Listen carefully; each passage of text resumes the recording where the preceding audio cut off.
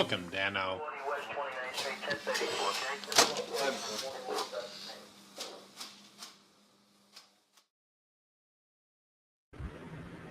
Hi, hello, hi. We have a totally packed panel tonight, and we all are going to be fighting each other in about 5 seconds. So live it up, the peace at this moment. Tonight we're talking about the Tyler Robinson preliminary hearing and the Charlie Kirk murder investigation. There's a lot of theories out there. I'll just go over 7 of the theories. It was over on Wolves and Finance. A drug strike, a lone gunman, a second shooter, palm pistol, electrocution, exploding mic. He's still alive and strangled in the car. So let us see. I think, am I feeding back? Rod is in the chat, circle of one. Can you, I hear myself feeding back to myself. Can you hear that as well? Give me a 5x5 if the audio is good. Okay. Who done it? Yes. What does that mean? Some chittering, but no echo. Okay, well, hopefully it will pass muster. So we will go around. I guess we'll just do a little circle. My name is Molly Sleuth. I was a detective for the Los Angeles Police Department for over a decade. I've done a lot of search warrants and a lot of doing my own preliminary hearings. So I'm seeing a very sloppy investigation. I have a lot of questions. I haven't come to you to solve this case.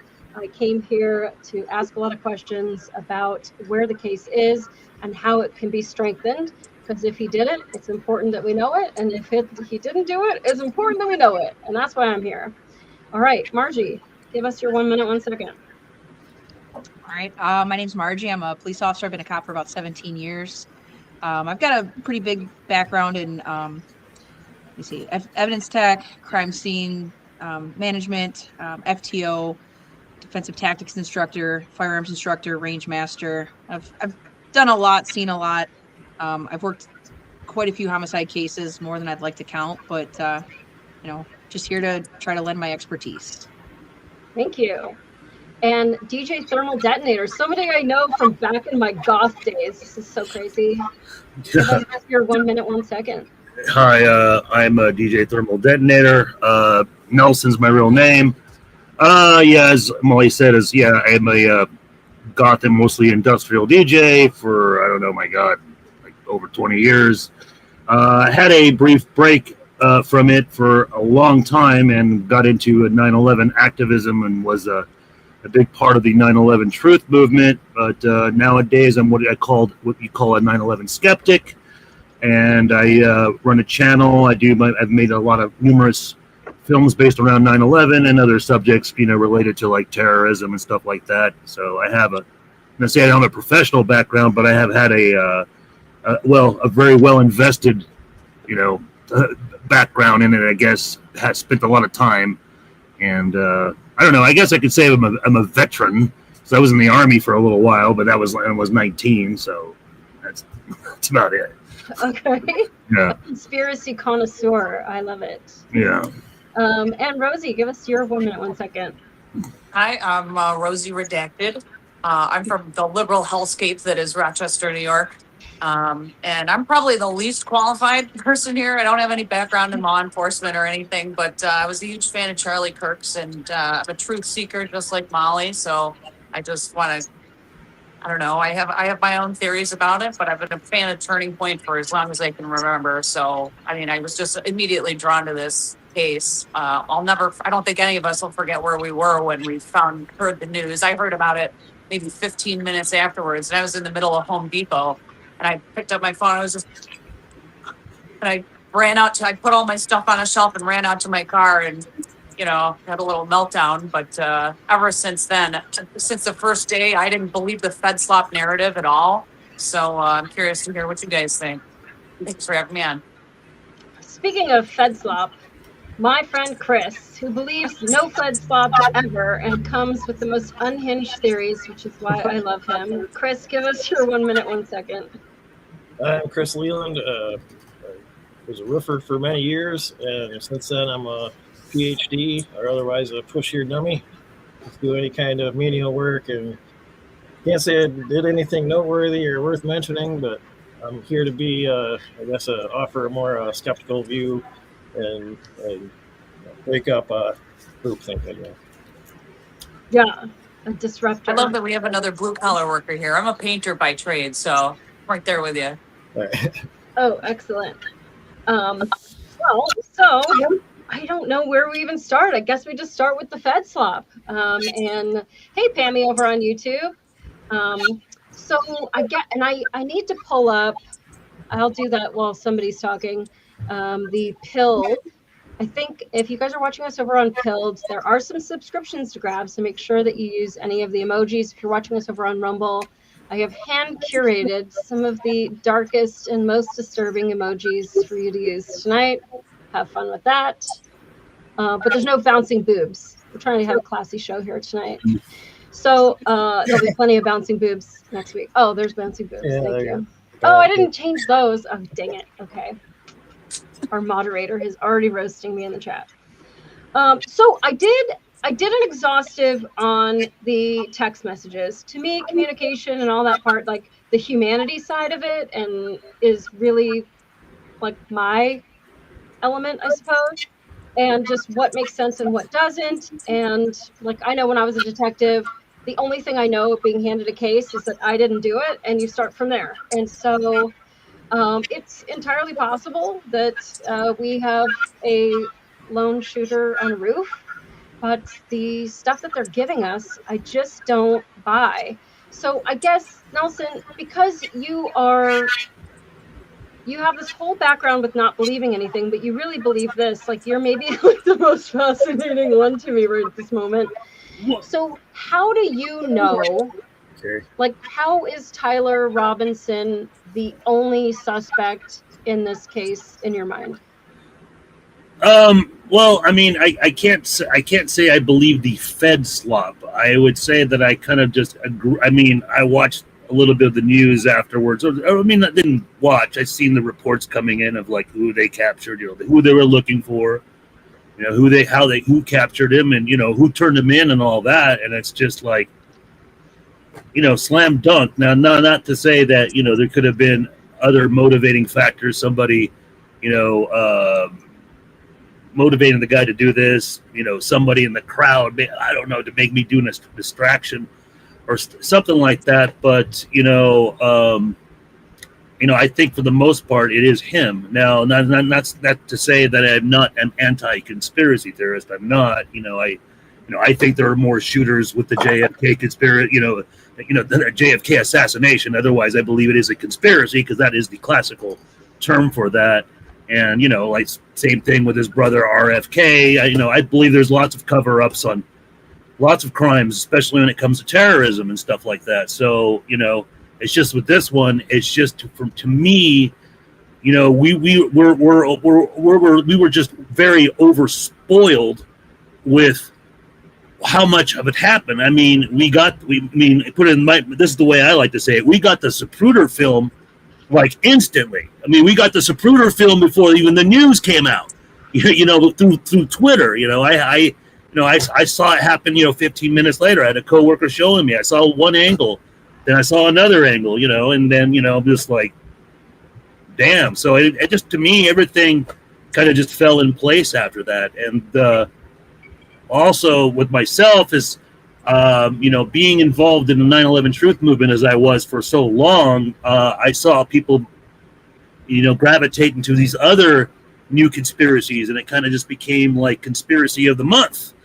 And the big one that was so distracting was people that believed like, the Sandy Hook shooting was fake. And I battled with those people constantly. And, ever since then, I've just kind of seen there's just so much grifting. There's so much people they're putting anything out there just to get clicks, and people are making money. I mean, I make money too. I mean, I have a Patreon. I put out stuff too, my own research, but a lot of people are just, I don't know. I put it this way. I'm very, very well familiar with alt media. Right. I'll just tell you that. Yeah. You might make money, but I make 22 cents an episode. Everything that we say here tonight is for entertainment purposes only. It's all alleged, and you all can fuck off. But okay, so Nelson, if you believe that there is, I mean, the problem with conspiracy theories is you could be right a million times, and the first time that you're wrong, then you're a conspiracy theorist. And so with JFK, there were witnesses on the grassy knoll, and I've stood there, that said, no, the shot came from behind me. And with RFK, there was the woman in the polka dot dress who was like suspect number 2. And we've had these high profile cases where it appears that there could be other people involved. So for you, do you feel like if Tyler Robinson isn't the only person that was involved in this, is that important to you, or do you not care?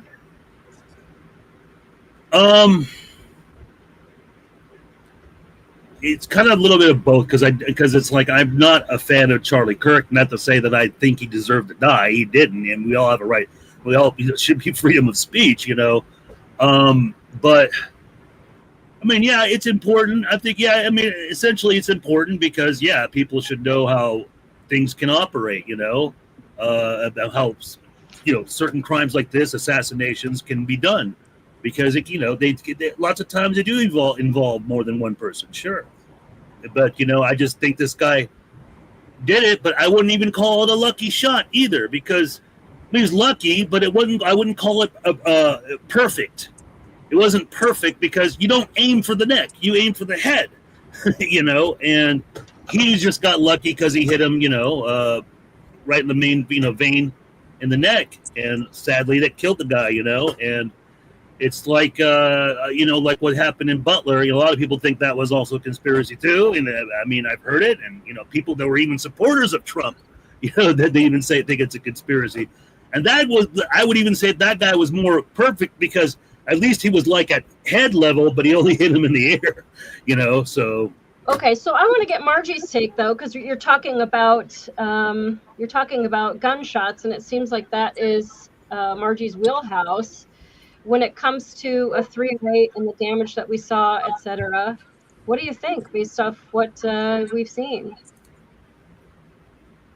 I mean, the entire concept of that there's no exit wound it's pretty wild. I mean, there's definite circumstances where, if somebody gets shot, there would be potential that there wouldn't be an exit wound, but something going through a neck, especially that 30-06 caliber, that is a heavy duty round. So to say that there would be no exit wound, it seems very not possible to anybody that's a gun expert, or not even a gun expert, anybody that has fired a 30-06. It just doesn't really. Yeah, I mean, we've been sense watching pork shoulders and it going through concrete and cinder blocks and walls and all kinds of stuff. Yeah. What do you? I was watching a video the other day where they shot through numerous cast iron pans, and I'm like, wow, that's. Oh, those are expensive. Okay, they're tinkering with mic levels, but they're tinkering with the mic levels. But somebody is saying that I am feeding back through one of your speakers, so I tried to reduce your backgrounds but I don't know who it is. So circle of one, if you can just work on that. If you do the 3 dots and then you edit mic settings. I just muted me for a second. It didn't seem to stop. So okay. Yeah, I have earbuds in for a reason, just so that I don't feedback, because we all know about my Amish tech skills. He's saying it's thermal detonator speakers. Nelson, can you turn your speakers down just a little bit? Okay. Oh. All right. And hopefully that'll help.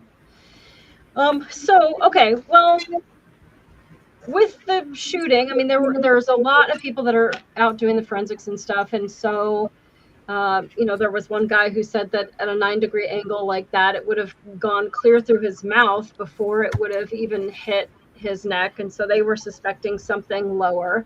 But Chris, you had said something about how you thought it could have come from behind. Why don't you tell us about that?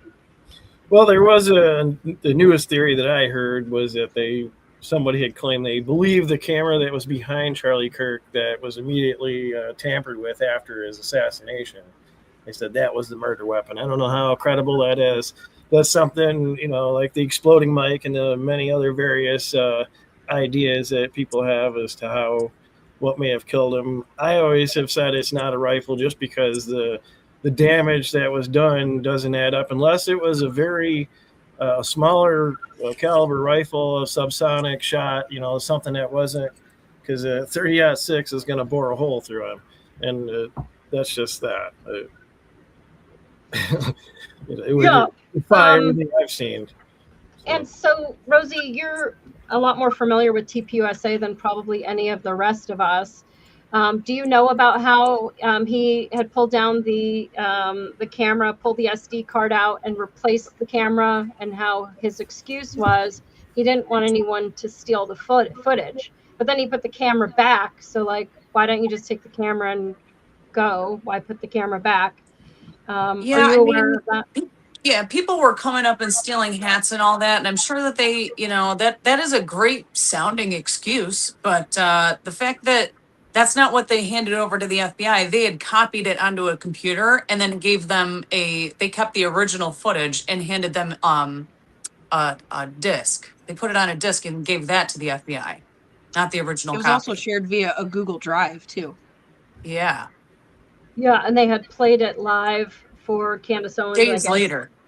I don't know why they wouldn't just hand that over to the FBI the same day. Well, I could say if I had something pretty juicy, I might give a copy up just initially. I don't know that I would hand over the only copy, the original copy, right off the bat.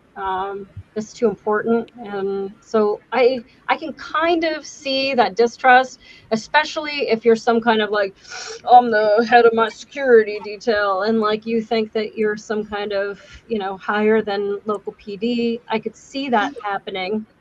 But as far as it containing, like what Chris is saying, if the potential was that some kind of projectile came from the camera and shot at Charlie Kirk, you wouldn't remove an SD card and then put the weapon back. That doesn't make any sense to me. Right. I mean, I've never heard of exploding cameras or gun cameras, but there are existing exploding microphones that are used in Israel all the time. So the fact that we have other instances like that, I feel like that's a more substantial theory than anything else. And with all the hand signals that they were doing, and Mikey McGee or McCoy taking a picture of him looking over at the other security guy, and then like within 10 seconds of him being shot, it's all just too fishy to me. Dan Flood does some kind of like weird baseball maneuver. Now, when the shot goes off and you see it from like where Dan Flood was standing, you see a puff. Yeah. Coming away from the back of his right sleeve, puffs out at that moment of the shot. And well, his microphone, the wire was inside of his shirt. So if anything were to explode on the inside of his shirt, it could ring out and kind of, cause that ricochet in a way. But I don't think being shot with a bullet, his shirt would not have puffed up like that. Yeah, I mean, it is awkward. I'm not a forensics person, but if you have an explosion, I would imagine that the front of that crisp white shirt would be stained. But Margie, what do you think? I mean, I am one of those people that lean more towards that this is an exploding mic situation. I do believe that's what killed him. I think there's enough new and different angles of video footage out there that correlates that this is probably what it was, especially with all of the in the car footage or photos that Candace has received. A lot of that lends credibility to the exploding mic.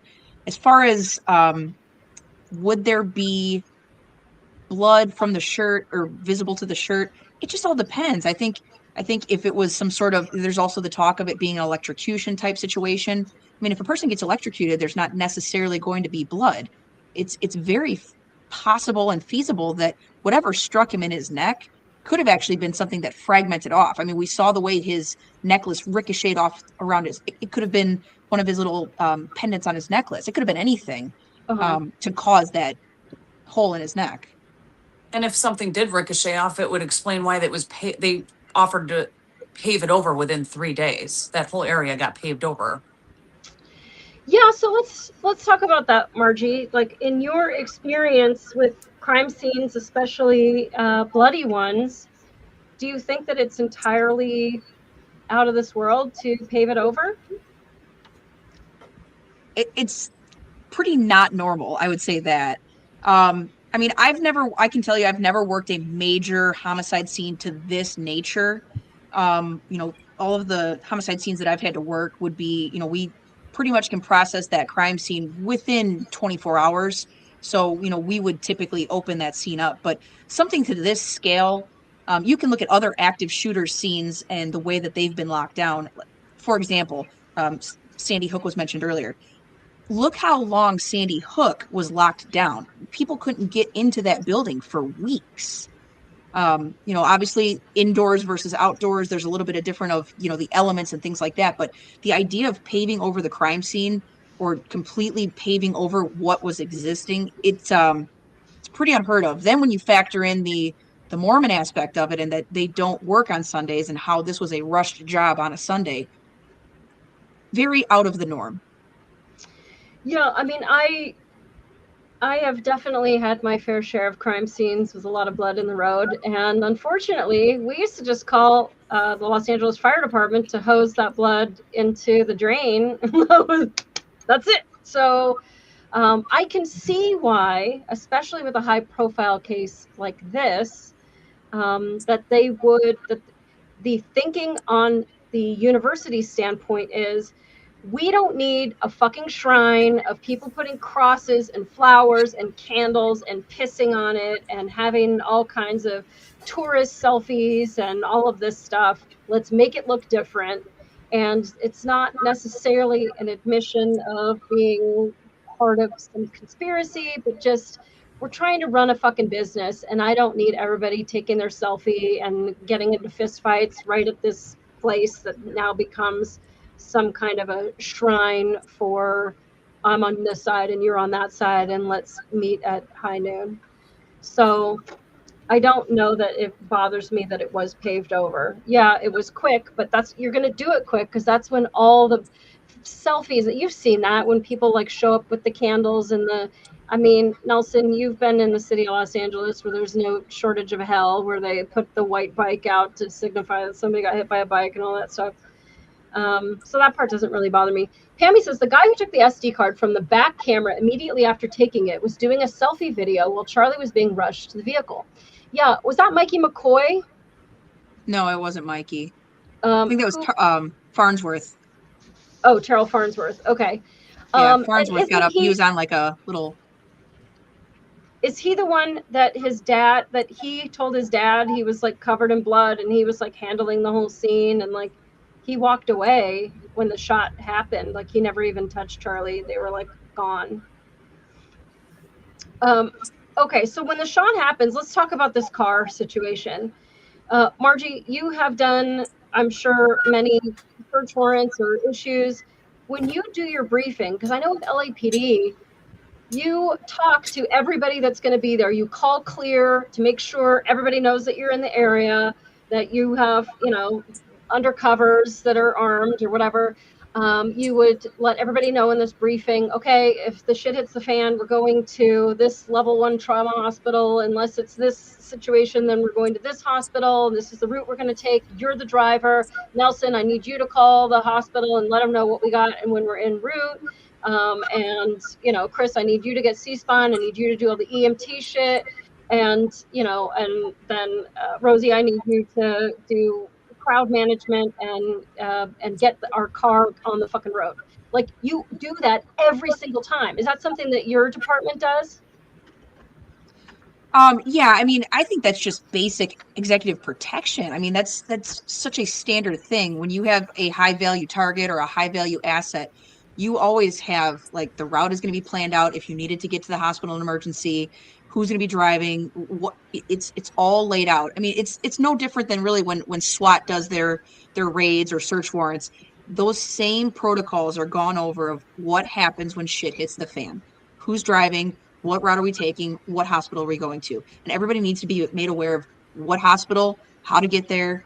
And, the idea, a lot of people are making an issue about that there wasn't an ambulance on scene, which, I don't know exactly how TPUSA operates. I would think actually that there probably would have been, but, for emergency type situations, We follow a load and go. If an officer gets hurt or if somebody else, we're not waiting for an ambulance. We're going to put them in the police car. We're going to put them in whatever type of vehicle we can get them to the hospital as quick as possible. So, I know I've heard a lot of podcasters talking about, the idea that they just threw them in the car. I mean, that's actually, to me, that doesn't seem that out of the norm, especially when you're talking about the security detail, former military guys. It's pretty standard practice, I think. Yeah, these guys weren't chumps. But when you look at who was in the car, the back seat, so there were medics on scene and they were running up with their trauma bag, and they got denied to get into the car with everyone. And the back seat is Frank Turek. He's the only one that doesn't have 7 million years experience doing law enforcement, asset protection, military, whatever. He's just a super good friend and he prays really hard. And so he took up 3 fucking seats in the back and they told the medics to screw off and they took off. Now, they don't know where they're going. So Dan Flood is in the front passenger seat and he supposedly has his phone up and he's giving turn-by-turn directions. From what I understand, they're going really fast. And, people are calling 911. There's some dude fucking hanging out. Charlie was very tall. And especially if he's not responsive, what dead weight is like. And then you've got Brian Harpool and Rick Cutler in the second seat. It's 3-row SUV. And neither one of them, Brian Harpool says he dropped his phone at UVU. And Rick Cutler just said that he was praying and packing wounds and whatever. But not one fucking person called ahead to the hospital to say, this is what we got. I need you to get fucking ready. Have those nurses at the door. And I mean, that's just really standard. And that's just so piss poor that you're just going to pray or you're just going to sit in the back seat and you told the medics to fuck off. At least those guys understand the plan. Call the hospital. Hey, go here, go there. I know that they says that this is the emergency entrance, but trust me, go over to here. They're going to be your ones that are going to know what to do. So this is just, I can't say that they all dropped it on purpose, but it's not good. I would say even just the aspect of the hospital prepping the trauma bay for what's about to come in. That's very standard for any emergency room. Right. And then Rod is over on the chat, says they were too busy keeping Ben Shapiro updated. So I don't know if you guys saw, but Ben Shapiro came out and said that the people that were in this car, when we don't know which one, but one of their security, as they're driving to the hospital, is telling Ben Shapiro's security, and Ben was in Los Angeles having brunch or something at the time, talking to his people instead of the fucking hospital.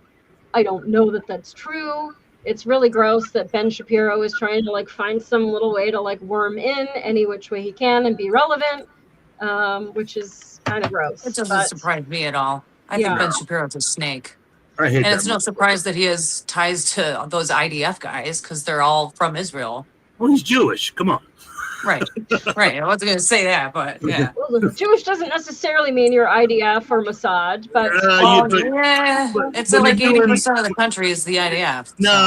No, he's a practicing one. Come on.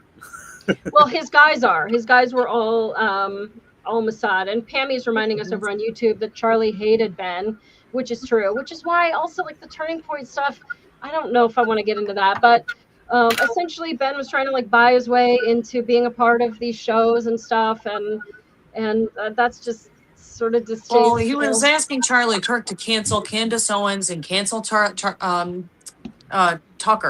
Carlson, and then you had Benjamin Netanyahu offer Charlie $150 million, and Charlie turned it down because if you watch the last 10 to 15 episodes of the Charlie Kirk show, he was really starting to change his stance on Israel and what's happening in Gaza. And once you declined all that money, with the, how you said earlier when before we started the show in the pre-show that Charlie called for a Doge audit from all the internal stuff that's going on. I think that might tie in with that, him not accepting money from Israel to kind of toe this party line. Yeah, that was 8 days before. I have this stupid picture. Well, I guess it doesn't matter, of the guys driving, but it's a stupid AI picture anyway, so we'll just dump it. But yeah, so there is definitely a lot to go through when it comes to the forensics of him. And unfortunately, it doesn't appear that at least during this prelim, that they have really gone over the forensics of the shot. From what I understand, they recovered several fragments of the bullet. They cannot get it to definitively say that it was Tyler Robinson's grandpa's gun. Margie, do you want to say anything more about the ballistics and how that's possible? So I tried to listen to the testimony today from the ATF ballistics expert. I'm drawing a blank on what her name is right now.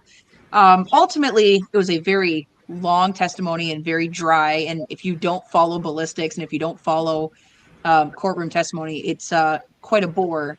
But I would say basically the long and short of what she testified to was that the ballistics returned inconclusive, that the bullet jacket fragments and the lead fragments, the bullet jacket fragments were inconclusive, and the lead fragments that were found in his neck were not suitable enough for an analysis. So, as a person who's trying to seek the truth here, I think that kind of really makes it a little bit difficult to say that we can for certain tie that to Tyler's gun. When we get, as a detective, I'm sure you've experienced this or you've had cases like this.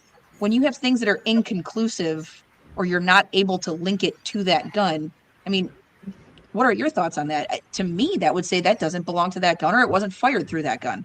Well, so there are many ways to solve a case. And so if your if the NIBIN can't return, you can't just get a definitive. And that's another one of the problems is that the bomb dogs that were sent to go find this weapon, it's basically across the street. I don't know if you've seen where it is, but it's across Campus Road or Campus Drive in this bushes that are over there on the north side of the street. And if a gun has been fired in the last 3 days or so, those dogs are trained to recognize the scent of gun oil and the cleaning solvents and the carbon and all of that stuff for days afterwards. It wasn't raining, it wasn't underwater, and although they're going to tell you it was dense brush, it was tightly wrapped in a towel and all this stuff, well, the towel was put on it after it was fired, and the towel probably has gun oil and all that shit on it too. So the fact that the bomb dogs didn't find it and they were running the dogs don't you think about right here? What about right here? What about right here, fucking dog? Dog, smell that right there. To me means that it's possible that gun wasn't fired. Also, he's texting at the time saying that he was in the vicinity. He was nearby the bomb dogs, and these dogs would have hit on him because he just fired a weapon. So I really don't like that. It really doesn't make their case look very good that they had to force the dogs to find something that the officers found on their own. And then their excuse was dense brush, which it really, it's bushes. You can see it from the street if you go to Google Street View. And okay, it's in a towel. Who the fuck cares? That scent would have traveled, because as you see when they jump down, although it's a pixelated fucking mess, the towel wasn't tightly wrapped at that point. So that scent should be coming from that roof and going across the street as he's running with that. And so their whole thing is oh, well, we brought bomb dogs to sniff out gun oil. And so that's their excuse. And I just see so much sloppiness in this case. And this is too important. I have the charging documents right here. It's many pages. But at the very bottom, on the very first page, it literally says that conviction of this offense may carry the death penalty. And so you're going to kill somebody, and you brought a bomb dog to a gun show. I just don't understand why you couldn't. You had days to have a real dog sniff it out. So I just think that's I kind of look at the canines and the missing the gun. I look at it from two different ways. One, I completely agree with you. For any freshly fired firearm, you would think that a dog should be able to find that. Now, where I see that there's a little bit of a potential possibility of why they could miss that is there's always the aspect of the handler and human error that's involved. You can look at the videos from the White House Correspondents' Dinner where right before the suspect comes out of that hallway or that staircase, you see there is a canine that is pulling their handler towards that hallway, towards that door. And you see the handler actually pull the leash back. That's where you get that human error, where it may not have been the dog that didn't find it. I mean, we don't know. We weren't there that day, so it's hard to say. Mhm. But, I've seen a lot of different situations where the canines get deployed and, either they can't follow and track the suspect, they don't find the article. There's a variety of different things. I mean, a lot of people are putting these dogs as their weight is gold. I mean, they are animals. They're not perfect. I mean, Barron mentioned in his podcast the other day that these dogs, all of the dogs that were sent to that scene, had competed and were, I guess you'd call them award-winning dogs. So we would think they would be a little bit better than just your average local police department canine. But again, it's hard to say. I look at it from both aspects. Okay. And then what about finding that live round on the other roof? Is that something? Yeah, that's a hard one to explain away. I mean, yeah. They were talking about with officers and having their long guns, and I've seen a couple podcasts where different firearms people would talk about that officers would have a round already loaded up in the chamber, and it's actually our department policy that when we have our weapons locked in our patrol cars, we don't have a round chamber. So as we're rolling up to a scene like that, we would obviously chamber around and have it be hot, but it's not necessarily something that you would always necessarily have a round ready.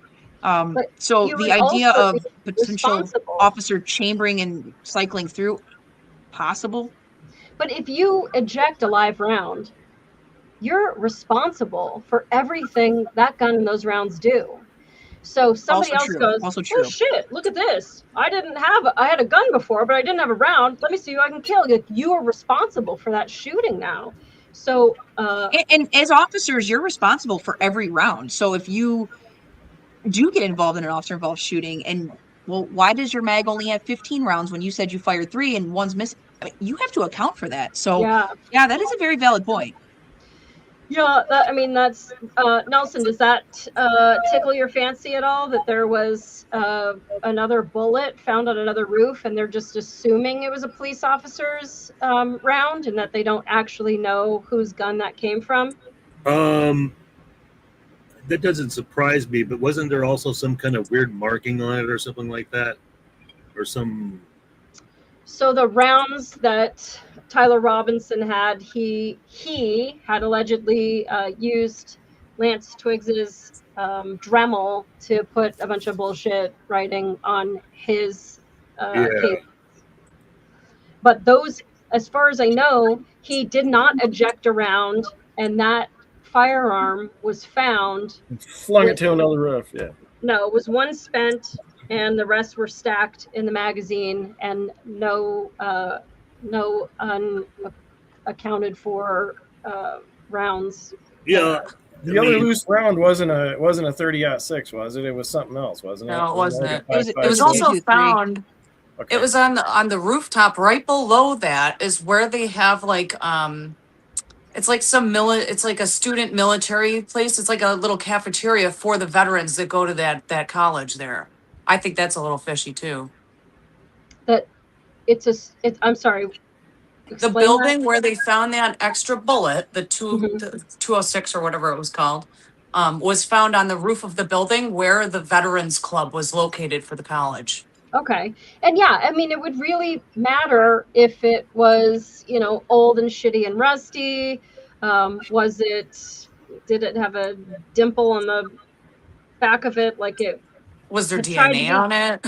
Yeah, right. Is there? If it was if it came from an officer's gun, which is what the officer said during the preliminary hearing, saying that it was recorded as an officer's round, wouldn't his DNA be on it? Then would we be able to get that officer's DNA to rule him out? So it depends, and I guess we can get into the DNA now. Wasn't his dad an officer? His dad was a police officer, right?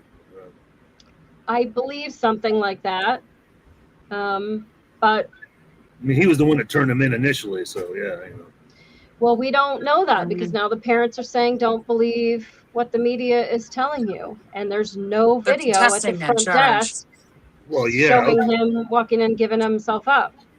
So I can think of plenty of reasons why somebody would come in and give themselves up if they think, oh shit, they think I did this. Let me just go explain. It wasn't me. I have a crazy psycho, single white female situation at home with my roommate.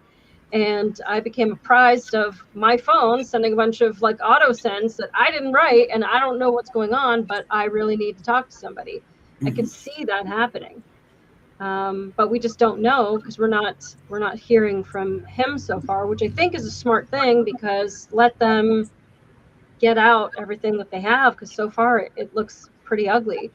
Margie, do you want to talk about DNA, about touch DNA specifically?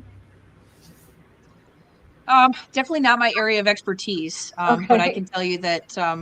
What are you wanting to ask about? Okay, so the DNA as it is that the gun has degraded Tyler Robinson DNA. Majority is Tyler Robinson and degraded, and with a minor with Lance Twiggs's DNA, and the same with the towel, which is obviously a very porous thing. They live together. It sounds like they share everything but a bedroom, and so if I come to your house and I use your hairbrush and then set it down on the side of the bathtub, and then somebody's murdered in the bathtub and they swab the bathtub, my DNA is going to be part of that crime scene.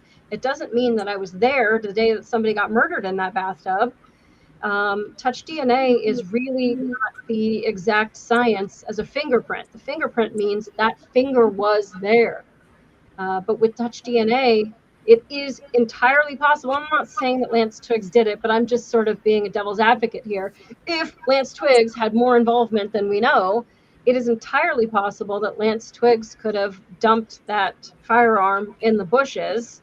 And in fact, while I'm bringing up Lance Twiggs, let me bring up a picture, because I think it's important. Because I would be more curious as to, if Lance Twiggs was not really a gun guy as what he's claiming, why is his DNA on the firearm? I mean, I can understand the towel, I can understand the screwdriver, the Dremel, I can get all of that. If you're not a gun guy, I'm trying to understand how your fingerprints or your DNA ends up on that gun.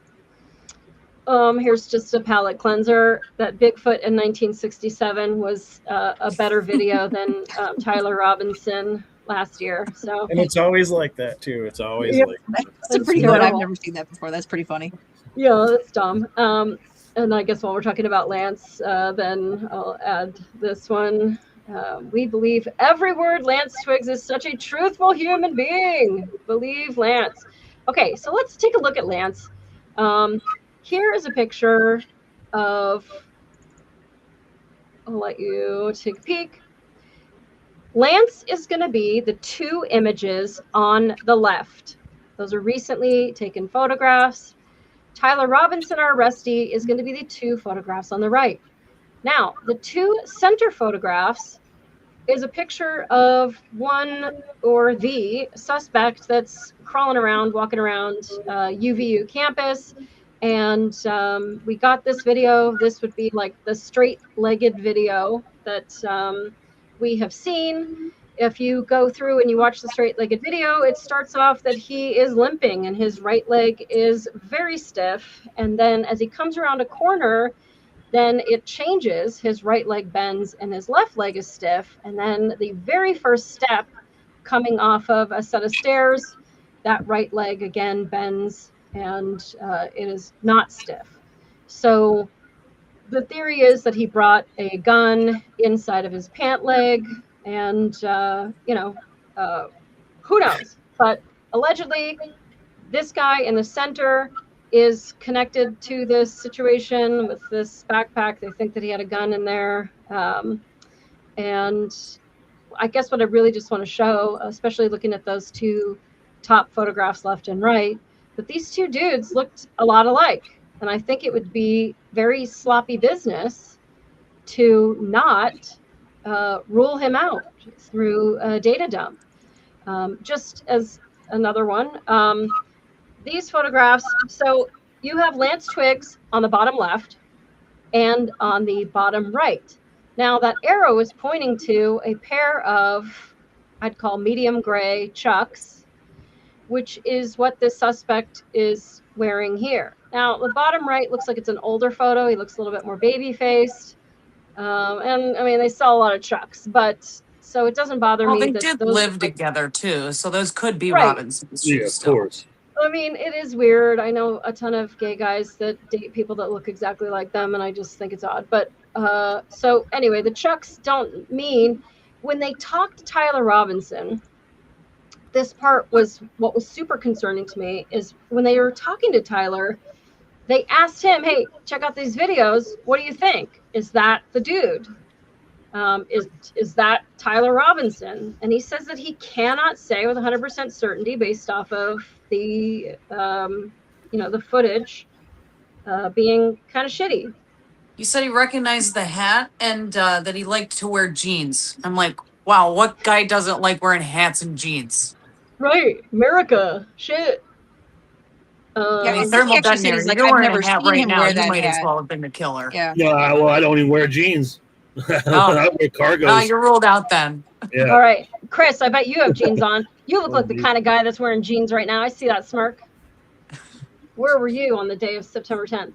So yeah, I mean, it's very concerning that that essentially Tyler says that he doesn't know that he can ID him based off of the shitty footage, but then Jack Posobiec is saying, "Oh, this is about real justice," and he identifies him and swears that there's like some 4K video. But like, if the detective had 4K video, why aren't you showing the witness who knows the fucking guy? Like, in what world, Margie, would you ever show your worst footage to your key witness and then like bring the preliminary hearing some like sexy 4K video that doesn't exist because now we know with people that were in the courtroom in the prelim that it was the same footage that we've all seen. If you have good video, why are you showing trash to Lance Twiggs? Yeah, I just feel like after watching the preliminary, I just feel like there was so many other areas where the prosecution could have really tried to hammer a better story. There's been no mention about gunshot residue tests. I don't know. There's just so many other areas where they probably could have potentially had a home run. And Yeah. Well, like you said, it's just very sloppy work. And for such a high profile case, a death case, there's a person's life on the line. Yeah. You can't have sloppiness like that. Was there any mention of any gunshot residue on, like, did they find the t-shirt that he was wearing that day, whether it was the maroon shirt or that American flag one? Okay, If so there was again, bullet residue on that, I would assume that it would be in his personal property at his house or something like that. right. The problem you're going to find is that he did shoot guns, and the gunshot residue isn't going to say whether or not this gunshot residue is 17 hours old or 4 days old. And if it were me and I was a defense attorney, I'd be like, tell him you went shooting the day before. And this is a problem that we have, with LAPD. I arrest you for, I think you committed a shooting. If I throw you in the back of my patrol car, I've had how many shit bags in the back of that car since it was like scrubbed. I can't then go do a swab on your hands for gunshot residue because it could have been somebody who got arrested for DUI, 6 hours ago. So officers bag those hands with paper. But so that would be tricky. Of course, you'd like to find the shirt, and you can see in the videos of the maroon shirt that there's a picture of him wearing this maroon shirt. And I don't know if that was the DQ video, but the sleeves, there are sleeves that are bigger and baggier and higher, and there are sleeves that are more like cylindrical and go almost to the elbow. It's not the same fitting shirt.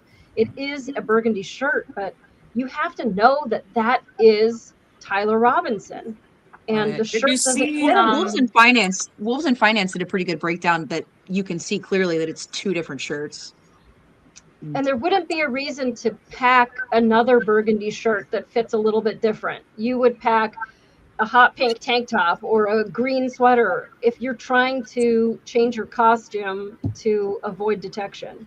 There was 4 guys wearing the same exact outfit. with the jeans and the black hat and the maroon shirt, I'd be hard pressed to not call them decoys. I just find that a little fishy. Well, and that is interesting, and that does get into more of like the conspiracy side of it. I know when I was undercover with LAPD, we would go to large events, and there would be a color of the day, or there would be a certain article of clothing, which I don't want to talk about, where like now I know who you are from across the way, and if the shit hits the fan, I know that you're a friendly, and I'm not going to get into a Donnybrook trying to arrest you because I know you're wearing the thing, even though you work for a different geographic area. There's a lot of us coming in undercover for the day for some event. And so that doesn't really surprise me. There was somebody did a FOIA for the color of the day. And they gave them the color of the day except for that day, which I just thought was like, God, why? Like, if it's not crazy, why are you making it look crazy? Just give the color of the day. If it's not maroon, then there's no problem with that.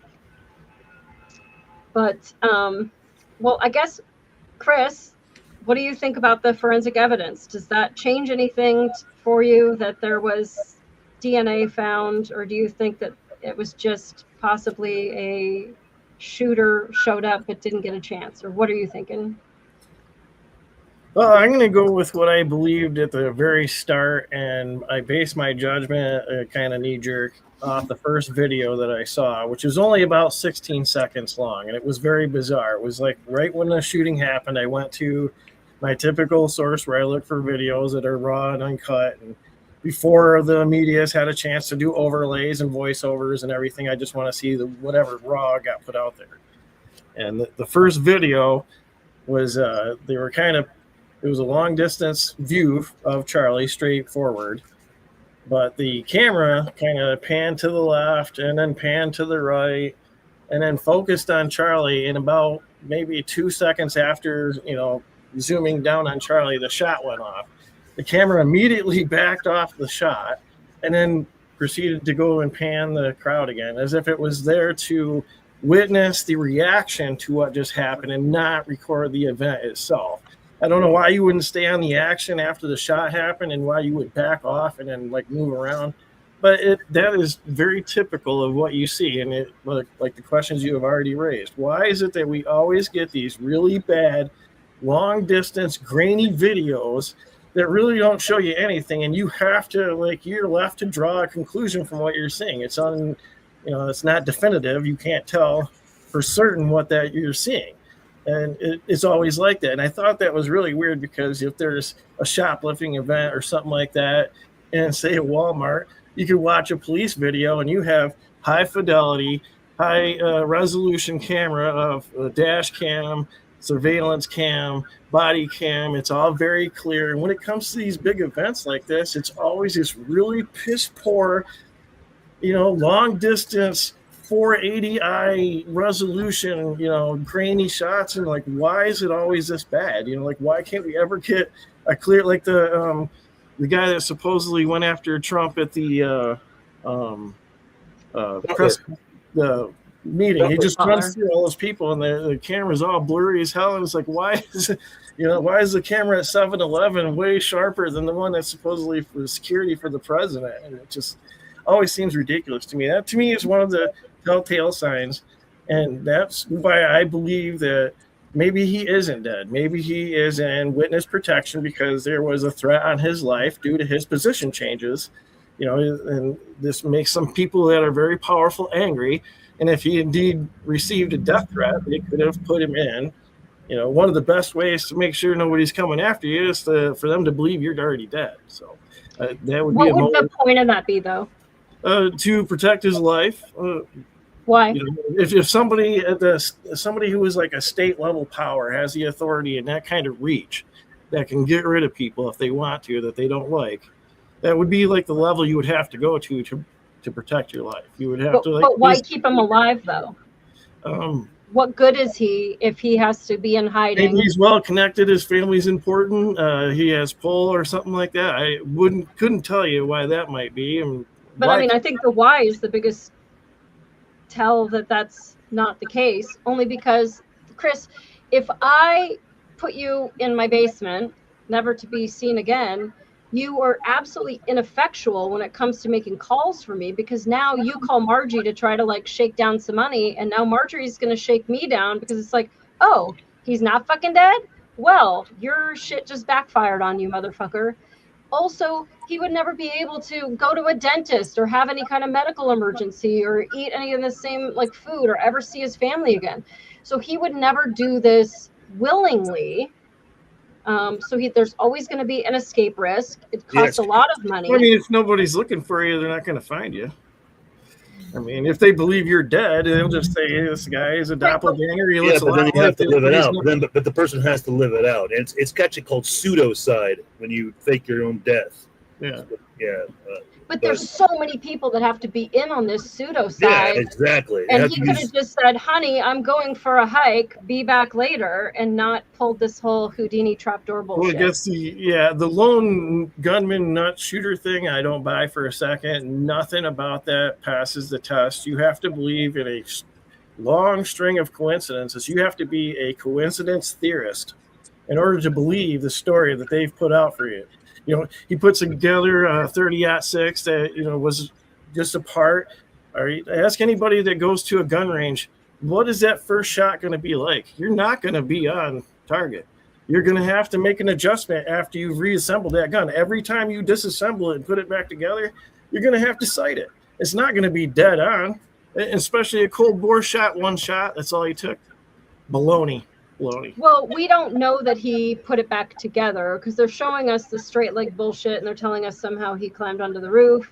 There was a screwdriver left, but they also found it in one piece in the bushes. So did it come apart onto the roof? Did he take it apart before he jumped off? My understanding of problem- the official story was that he disassembled it, assembled it on the roof, took a shot, disassembled it, got off the roof, reassembled it, and hit it in the bushes. Now, if that's not correct, I guess I misunderstood. Yeah, so what that grainy shit video is showing is that from the time he gets to the roof to the time the shot is taken is about 15 seconds. I'd like to see Tyler Robinson take apart that gun in court in 15 seconds and see if he can even do it that quick. I bet you he can't. Well, I mean, that's going to be like OJ, like putting on his own glove. Yeah. Of course, it's not going to fit. Like, I mean, he's just going to be like, oh, I can't possibly do it, you know? So I don't know about that. But the screwdriver, I mean, it's convenient. Also, like, Marjorie, what do you think about the officer that goes up on that roof, the one that recovers the screwdriver that magically he didn't need, but it has his DNA on it? And his body-worn camera, he was only 3 hours into his shift, and his body-worn camera goes down. He says that he didn't know it at the time, so he's not hearing any of the bells that are going off. It's an Axon camera, which is what LAPD used to use. And so what do you think about this body-worn camera conveniently going down at the moment that he finds the key evidence? Yeah, so I did a little bit of research on this. UVU uses the exact same body cameras that we use. We have a pretty standard protocol of how we follow with our body cams. You dock them at the end of your shift. That way you can upload everything that you've recorded throughout the day. The body cam itself is designed to last for an entire shift. So your average runtime is, I think it's 13 to 14 hours.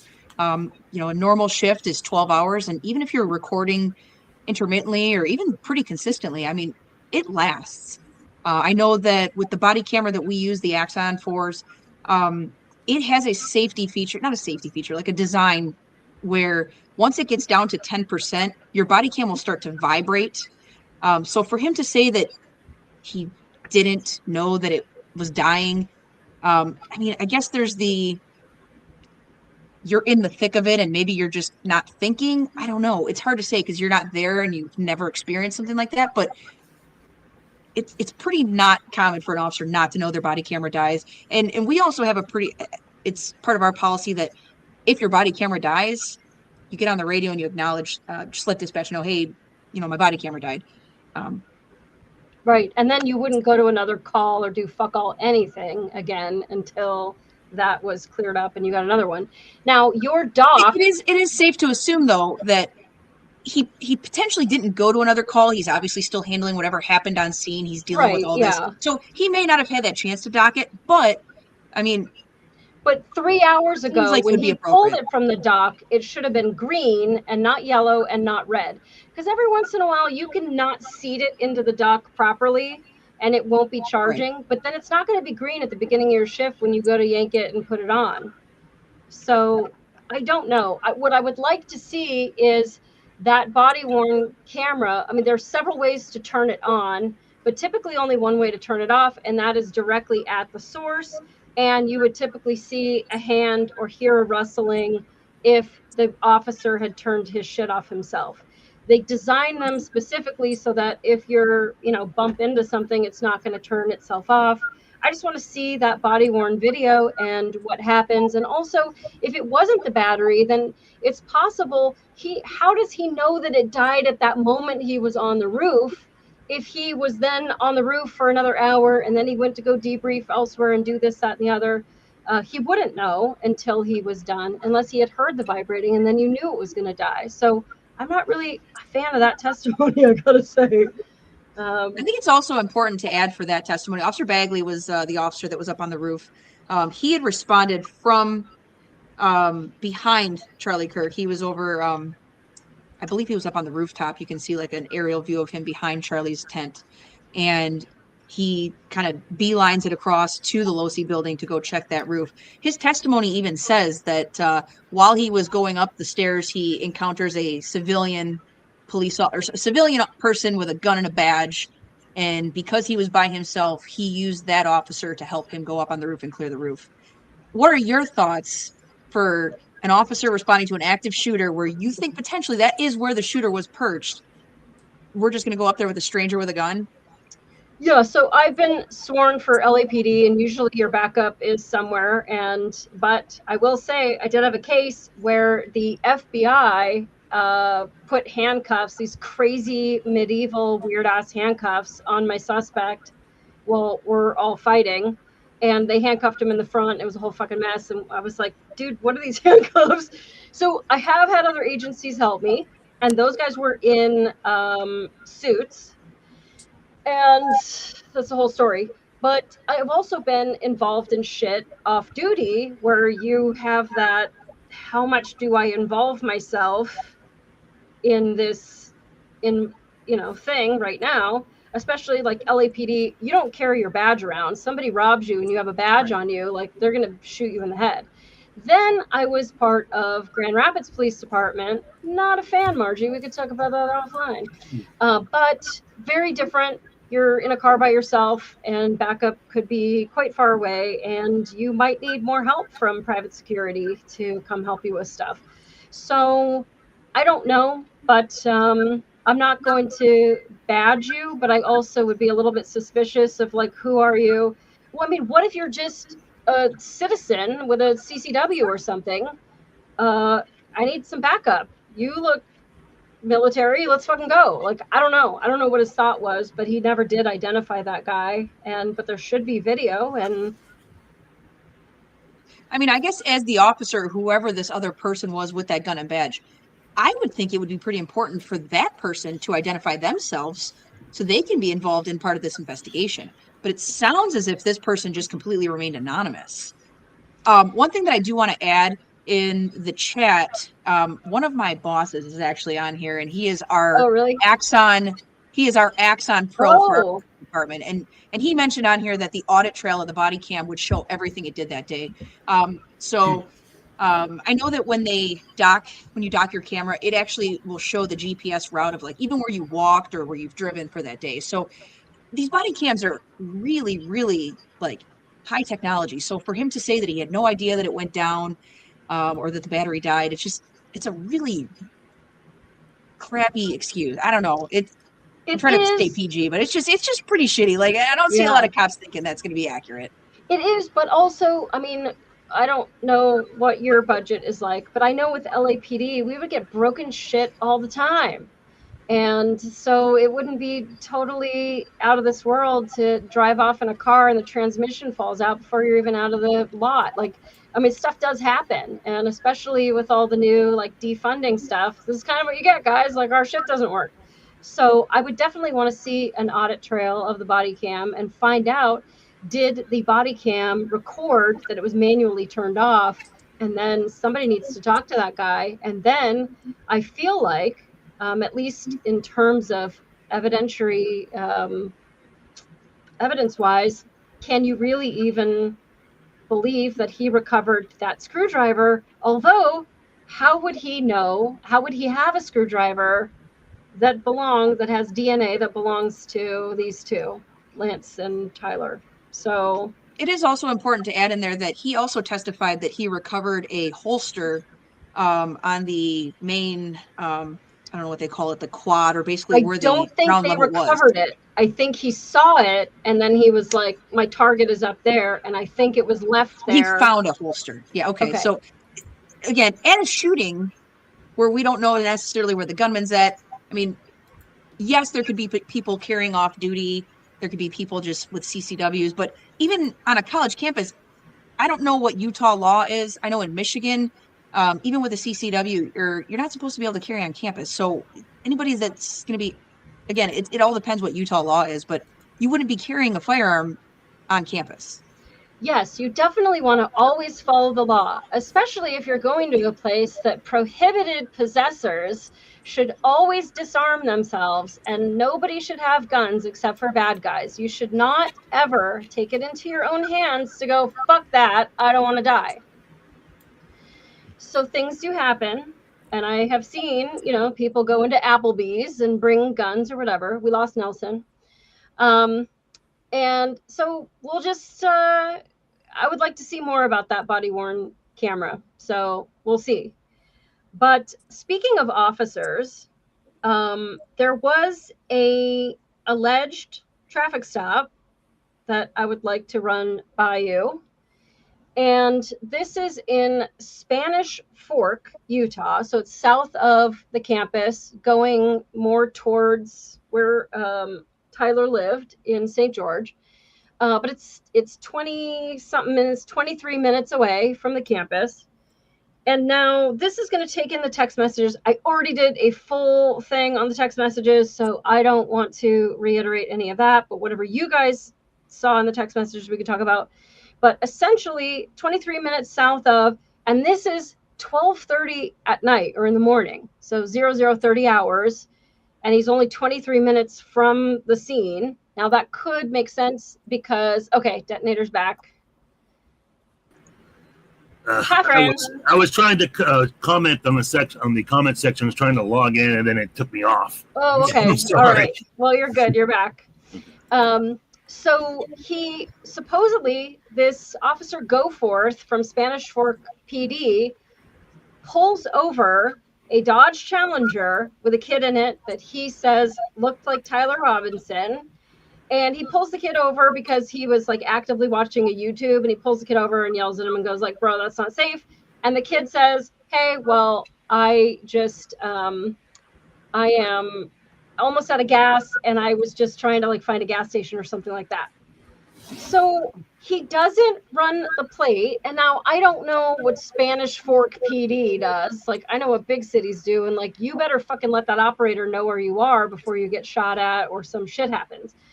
And so he doesn't put the plate over. He doesn't write a warning. He doesn't write a ticket. He doesn't run the kid. According to all of this, he just pulls him over, yells at him, and sends him on his way. Now, after all this shit comes out with this murder, he runs a partial plate, and that returns to Tyler Robinson. What do you think about trusting partial plates to come back? Like, do you have felony? Of course you must. If you run a partial plate on my car, and there's a felony warrant for something 2 digits away, won't you get a hit? Yeah, you would get a hit. And so at that point, at 12:30 at night, I mean, there could very well be a hit. Although I don't know, because I don't think they even knew who the fuck he was at 12:30. Isn't there just an incident with a flock camera that misidentified somebody and they pulled him over and did a felony stop on the guy? This shit happens all the time. I was in a pursuit in Hollywood division, and you've got to make sure. I have had my license plate reader hit, and it's a 5 instead of a Sam, or a O instead of an Ocean, and you have to verify that shit before you start chasing people and everything. But I don't like the partial nowadays. I would say nowadays the way that it works when you get a hit, it'll actually in the in-car computers it'll show you what the plate is, and then off to the side it'll show you like correct read, like it actually read the plate right, but then it'll tell you incorrect state or correct state. So it gives you a breakdown of 3 different ways to confirm that is the plate, and then obviously you are supposed to go in and confirm, yes, this plate is what belongs on this car and this is the actual vehicle. So I mean there's levels of redundancy built in so that you're not stopping a felony stop on a completely, random person that, just happened to be a similar But also, if you're so this car was a Utah car, and I assume it's always been a Utah car, but who knows? But Dodge or the DMV issues plates in batches, and it's entirely possible, just like the VIN could be a digit or 2 off because it was made in the same location, whatever, like the plates aren't wildly different from one another, and it's possible. Listen, let me just bring up, this is the dumbest thing. Let me bring up Tyler Robinson's vehicle. This is from when they were towing it. Now, one of the videos of them identifying this vehicle as Tyler Robinson's, it goes into a parking lot that requires key card access. So how did he get a key card? They're also saying that these wheels are very unusual, but here is a stock 2013 Dodge Challenger with stock wheels. So here is the ridiculousness that I have to dox myself. I own a 2013 Dodge Challenger SXT in dark gray granite crystal with dual exhaust. I own this car. I don't have a spoiler though, because spoilers are fucking retarded and they make it look like a shopping cart. So, but anyway, but I have this car, which is so weird. And so they're saying that these are unusual wheels, but it's not. It's just an older car. Like, it's a fuck old car. It looks fancy. It's not. And there were, and Rosie, do you want to talk about, here's an actual picture from when it's driving around, but this car has like, I would call quad exhaust, but like 4 little circles. Wait, Damn it. 4 little circles like this, 2 circles on the left, 2 circles on the right. And these stupid SXTs have these like straight rectangular ones on it. Tyler Robinson's has straight rectangular ones on the back of it. And the one from the video from this key card place has 4 tubes on the back of it. And I think that's really significant. You're going to potentially murder this kid or kill this kid through the court system. And fine, you think he's going to change his t-shirt, but people don't change their fucking tailpipes. So, I think it's also important to note that on that Challenger, there's no front license if plate. that was Tyler Robinson in the stairwell walking up it, there was in the background, you can see this car pull up. So either it was someone else walking up and Tyler Robinson was driving his car, or someone else was driving his car. Or it just, or maybe Molly, you were there driving your car in the background. Listen, weirder things have happened. Let me tell you. I got a ticket in the mail for running a red light in my car in Florida. I have never been to Florida. And I can tell you that I worked the day before this bullshit happened and I worked the day after. So I can't drive from the city of Los Angeles to Florida and back. And what was dumb is they sent me the red light camera on this stupid ticket and it showed my license plate. And I was like, what's going on? I had a vanity plate. I no longer have it. I'm not going to dox myself that much, but I had a vanity plate at the time and it had the same plate. So I'm like, what do I do? Luckily, I was still a cop at the time. So I started running all the states around there. I found a 2013 Dodge Challenger in the state of Louisiana with a vanity plate that was the same as mine. Now, California has the lipstick plates. They're white. They've got the red writing. Louisiana's got the same exact plate. And I provided all that information to the state of Florida and told them to fuck off. And they're like, oh, sorry. But you were going to put points on my record when I told you that's not me. That's not my car. I don't have red headrests. And screw off. It wasn't me. So these license plate readers aren't completely infallible, is all I have to say about that. And the tailpipes don't lie. So what do you said, damn, Chris, you're upset that the dual exhaust doesn't flow? Oh, I'm sorry. I don't. Oh, you Not didn't. sure what you you're don't referring remember to. thinking? Okay. But then, so Rosie, what do you think about that Ring camera, Miss Noble, that saw the car and identified it and said, that's definitely the car, and there's a bald driver and 3 passengers? You're talking about the one where they zoom in, and if you look in the very bottom right corner, you can see, I think it was like a blonde woman or something that was with him too. So I thought they identified 3 people in that vehicle from that Ring camera footage. I could be Miss wrong. Noble said, bald driver, 3 other heads. Okay. And no description on the 3 other people, but bald driver. I haven't really dug deep into analyzing the actual vehicle. Okay, so I want to check it back in with Nelson and see if he's still totally everything is as planned, or if you're starting to see some holes that give you a little bit of your conspiracy tingling. Not really. I mean, I'm not like completely like, denying there could have been someone else involved too. But, I'm just thinking as far as the shot goes. I mean, even from, well, that's the thing. There's the videos of him jumping off from the roof. Are those security cameras, or are those just recordings from people's phones? Because I thought some of them were phones. There's security footage like well across the quad. Yeah. And that was that like Bigfoot sort of style image. Yeah. I've done research when it comes to stuff like that, especially when it related to 9/11 as far as security footage, and every system is different. Not everybody has the the upgraded stuff. Something even timestamps are not required. They're not mandatory on security footage. So they are what they're there for, but I mean it's they're not there to capture some sort of elaborate crime like that, or so. I mean, I think that's him. I'm not kidding. Yeah. But as far as anything else, as far as other weapons being used, I don't deny that possibility. Sure, he could have been. Maybe didn't find all the weapons that he used or he had with him. So. Now, when he first comes to UVU at like 8:30 in the morning, and he goes and he talks to a TPUSA representative, and this is when he parked with the key card. And he goes and talks to TPUSA. TPUSA won't say who he talked to, what they talked about. And I'm sure that's probably pretty standard. Like, hey, where is Charlie going to be? Oh, so you could probably see it from over there on that roof. Thank you. And what time is that? Okay, bye. Like, I'm not worried that he was talking to TPUSA.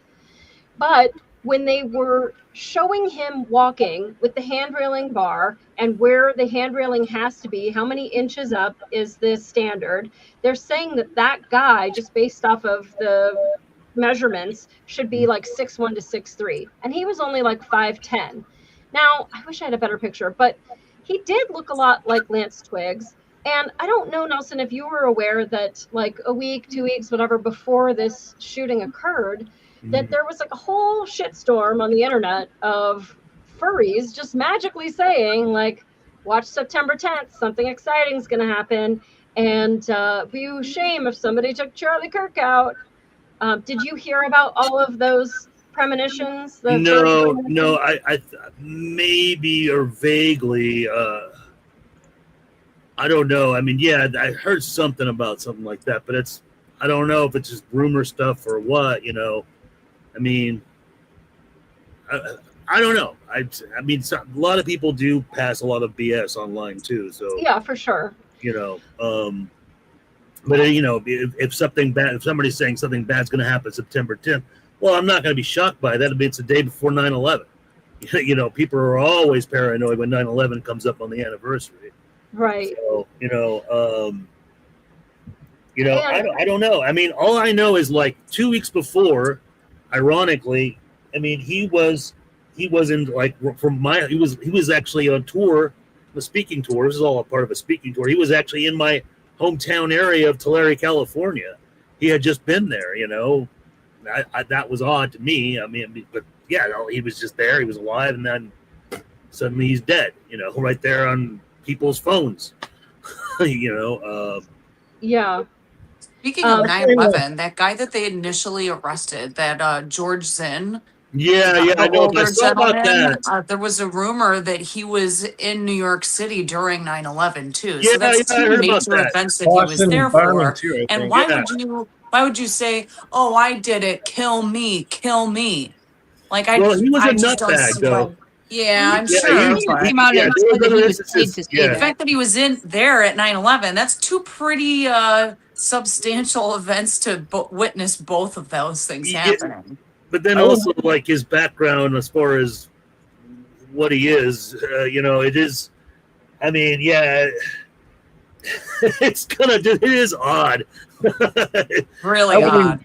I would Yeah. invite people to go to my Rumble channel. I don't know. If There you was can also put that someone up else that on was Facebook, arrested. but- I don't know. I Right. can't recall the name, but there was one other suspect that they had arrested the day of, and they were interviewed by the FBI, and then they had initially let them go.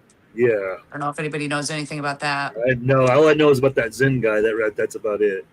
There I was don't one buy other the one that was furry arrested. part, the thing that he's a furry or anything like that, because if you go, well, you'll have to watch my video, but there is plenty of videos out there, and the one I did was called the Groypers versus Charlie Kirk.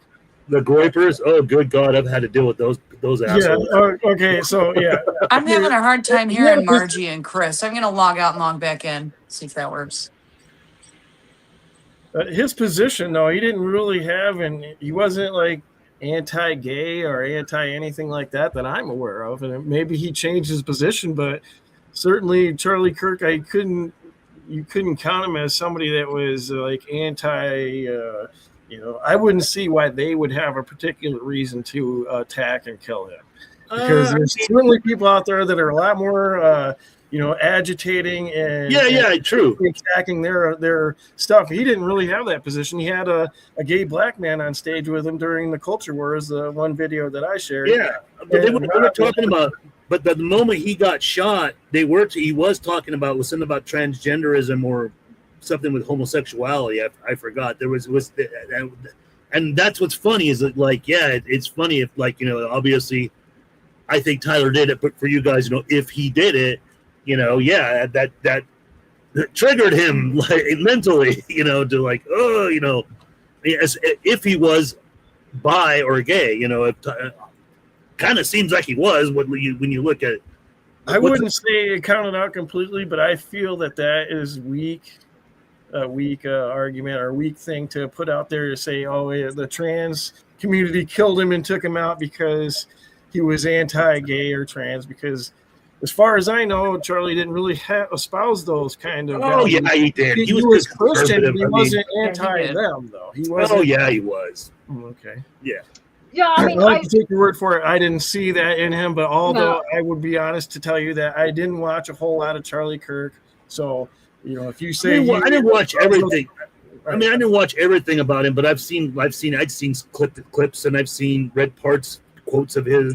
So he was very ultra like conservative. So Well, I mean- they're generally opposed to that. So They threw I the think- guy that did the Chick-fil-A under the bus, the one manager, owner of it, because he said he wanted to have Christian values or whatever in his management. And he didn't say anti anything. He didn't say he was anti-gay or anything, but they took it in that direction and spun it that way and made it so well, he didn't have to. There's some kind of religious zealot or something, and he wasn't. Well, you don't have to say it to be anti. You just have that. You have your ideals and stuff like that, and you don't think those are good and all that. That's taken as being anti. Maybe, especially from people in the LBGT, community and all that. So, well, I can tell you they're definitely not anti-LGBT or whatever you want to go into any Chick-fil-A. They have obviously gay employees, and why wouldn't you? They're usually pretty nice to their customers, and they got laws to protect them and stuff for that stuff too. So you have to put that into consideration. I mean, it depends on states, I guess, too. But what was you were saying about you had made a video as Groypers and versus what was? It was Groypers versus Charlie. It was just a video that he did. I believe it was in Ohio State. I don't recall the date but I put it in the video. It was just him and another a black guy named Rob who was homosexual, and he was openly homosexual. And he's on stage, and so the Groypers are giving him a lot of hell about having this openly gay man on there, and why are you promoting this within the conservative movement, et cetera, and just kind of was drawing parallels there and fighting there. So to me, I saw Charlie Kirk is not one of those people that comes across as anti-gay, or he didn't have. I didn't hear him espouse those beliefs. Maybe he did. I don't know. He came from a more theological and Christian viewpoint where I think it's accepted. It should be accepted, but rare. And, it is a sin, but ultimately, God gives us our own choice to follow him or not, but it doesn't make you a bad person. You always welcome gay people in the conservative movement. Always. Yeah, there are some cases like that, but then they're obviously the more extremers, It just won't. People will always take his words out of context or clip it together and make it seem like, he said something else that he didn't. Yeah. Yeah, for sure. Okay, so speaking of furries, though, are you guys aware of this Russell Kennington guy who posted? He's just one of the people from the Utah furry scene who was at UVU. So he is in Lance Twiggs's same furry group, from what I understand. And so he posts, they have the tightest security. We are safe. Thank you to all of those who helped out. Now, here's a picture of him. Sort of follows the same general face shape, maybe heavier than these two, but they all kind of look alike, which is weird. But at any rate, so he was at UVU during the whole situation, or so his text says. And then apparently he comes back the next day and he gets arrested for trying to bust his way into the scene wearing a lab coat and pretending to be a part of some kind of investigation. And I don't know, that just seems a little bit off to me, why you have a furry that is there to watch Charlie Kirk. He knows Tyler Robinson's boyfriend, whether or not Lance Twiggs was there.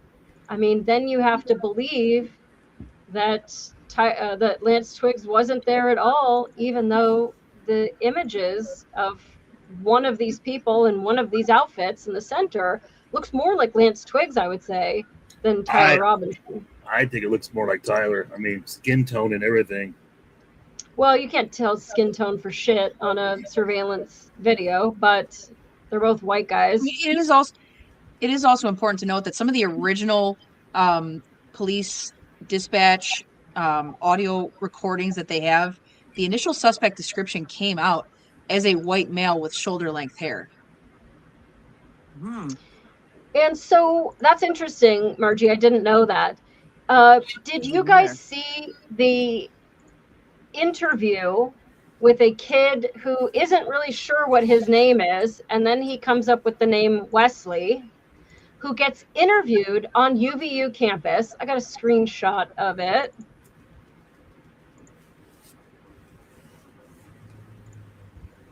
And again, I'll bring it up with Lance Twiggs. So we've got the kid who's not sure that his name is Wesley on the top left, and right below that is Lance that could pass. That could see that passing for him, sure.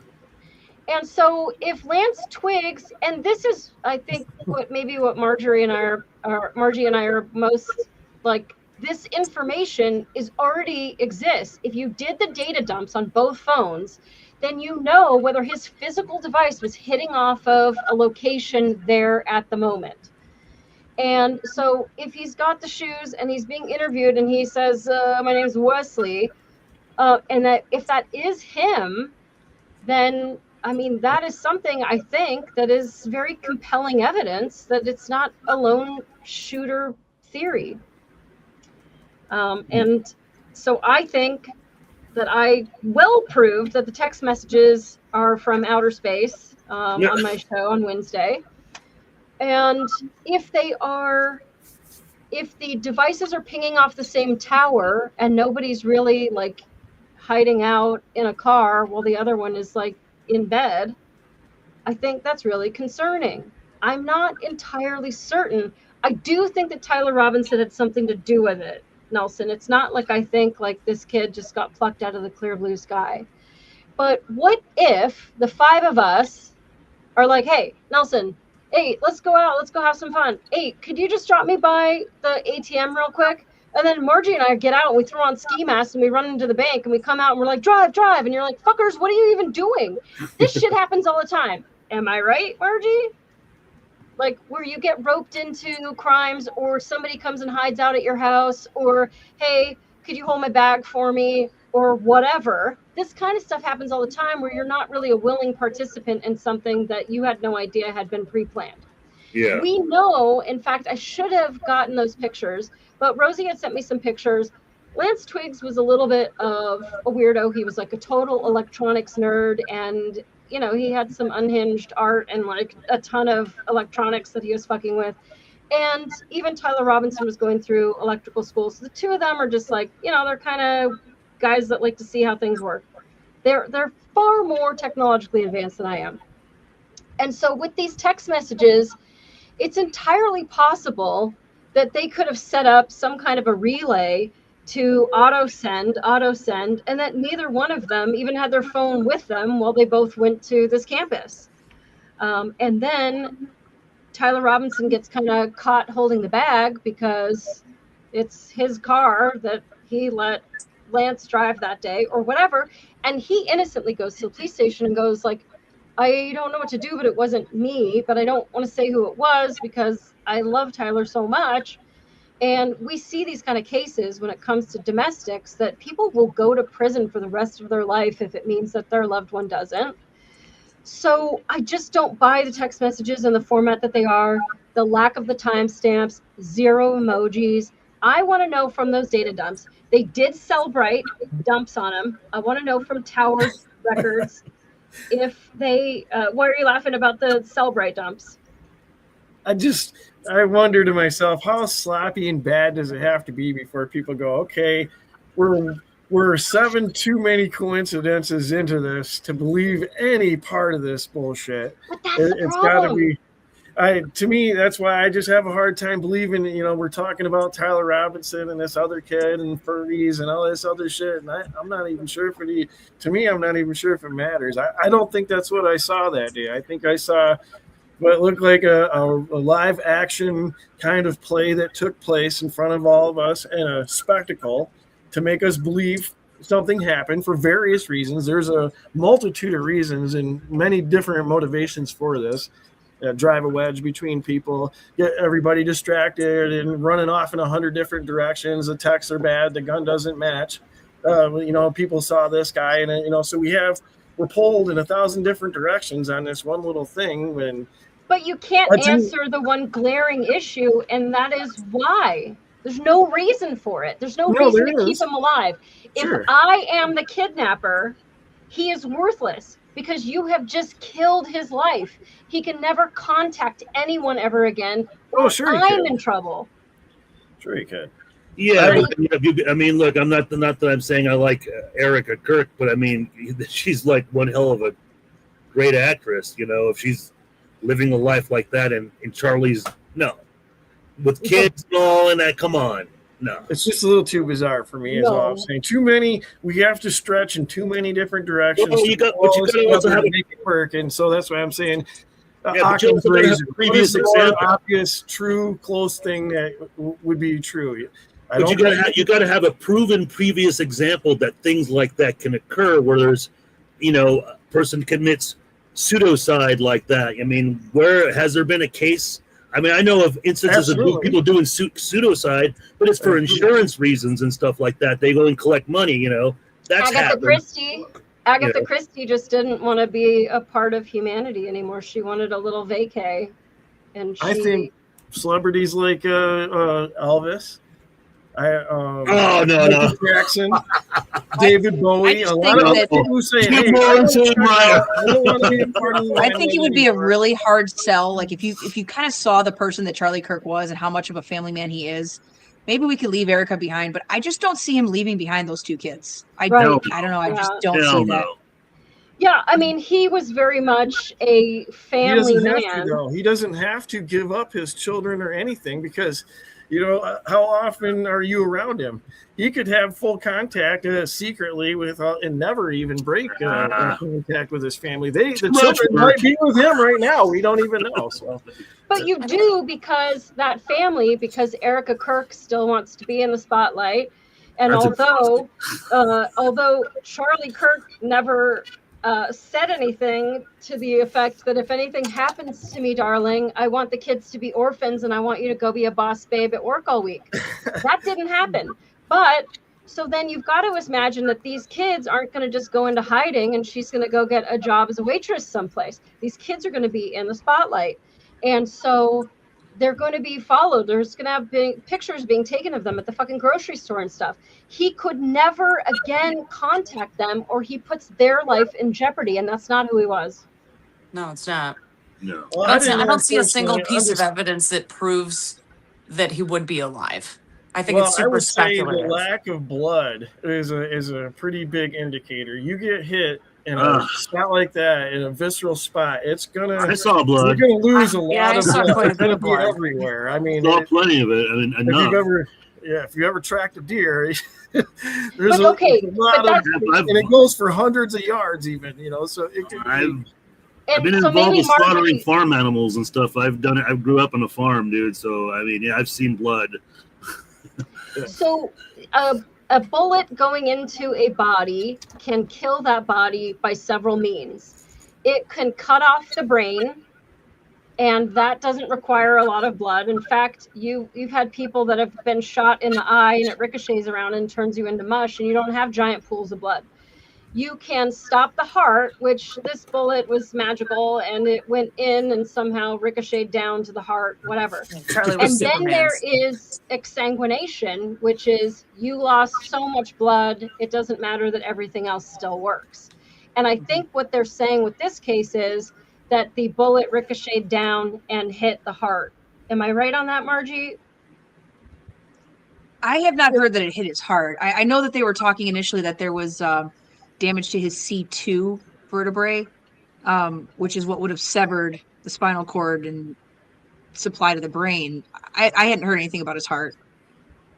No, And then it went down to C4, as far as I understand. But I think there's a lot of different theories about Superman necks and stuff like that.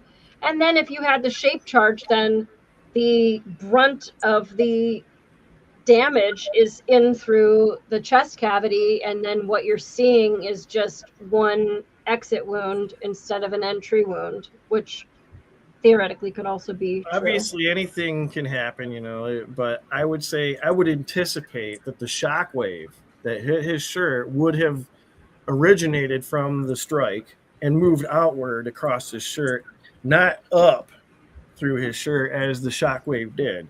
When it hit him, when he flinched and jerked to the side, his shirt lifted up and went in an upward motion in this way, instead of, like if it taking a shot from this way might, obviously it can do some funny things. I've seen ballistic jelly get shot and do weird things and that kind of, so it's not like unheard of, but there's just, when you have to stretch all these things to make it work, Tyler has to be a really excellent shot and take a cold barrel, one crack shot and hit him with a gun he just assembled, and that, all this stuff has to work, and it's so far-fetched, and I would find it easier to believe that they faked his death with a professional show, with a professional military grade level precision that they have, where one guy is tipping his hat and then the thing goes off and they move him around. Like they jump. But he wasn't a perfect shot, though. I mean, he wasn't a perfect shot. I mean,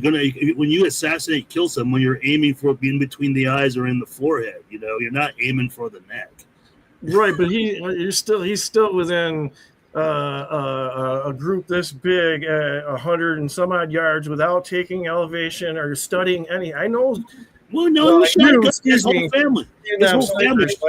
He's dead now. They were Democrats, but they were all shooters. He went to shooting ranges all the time, so they were pro-gun. I suppose if he studied the elevation and he knew exactly where his shooting position was going to be, et cetera, but it's just so far-fetched that this kid was expert at this and then was sloppy enough to leave stuff behind. It's like he's an expert level shooter, and that's what it would take. But he's really sloppy otherwise, and leaving text behind and throwing his gun in a bush. I mean, if you wanted to kill somebody, doing it this way, lone gun shooter thing, is a real piss poor way to do it. Honestly, it's like, why not do it in a way where you never reveal your identity? It's possible. You don't need to be there to do it. There's better ways to do it instead of like that. There's some kid who was angry about furries, jumped on a roof with his grandpa's rifle, took one crack shot, and killed this guy. Yeah, but if you're gonna commit pseudocide, let's say you want to do that, why do it all this elaborate stuff? Do it behind the scenes where there's nothing being filmed. Well, I mean, it's complicated. If the people who want him dead have, like state level power and that level of reach, like a government, a state agency, you would need to do a pretty good job. I don't see him as a valuable target because he wasn't a politician. He didn't have. I think he was a very valuable target. A microphone is one of the best weapons of today. Well, I mean, he had power of persona. Yeah, people followed him and all that, but he wasn't somebody out there that could change laws or make things really move. He had a lot more pull than you think. I think he did. I think he definitely did.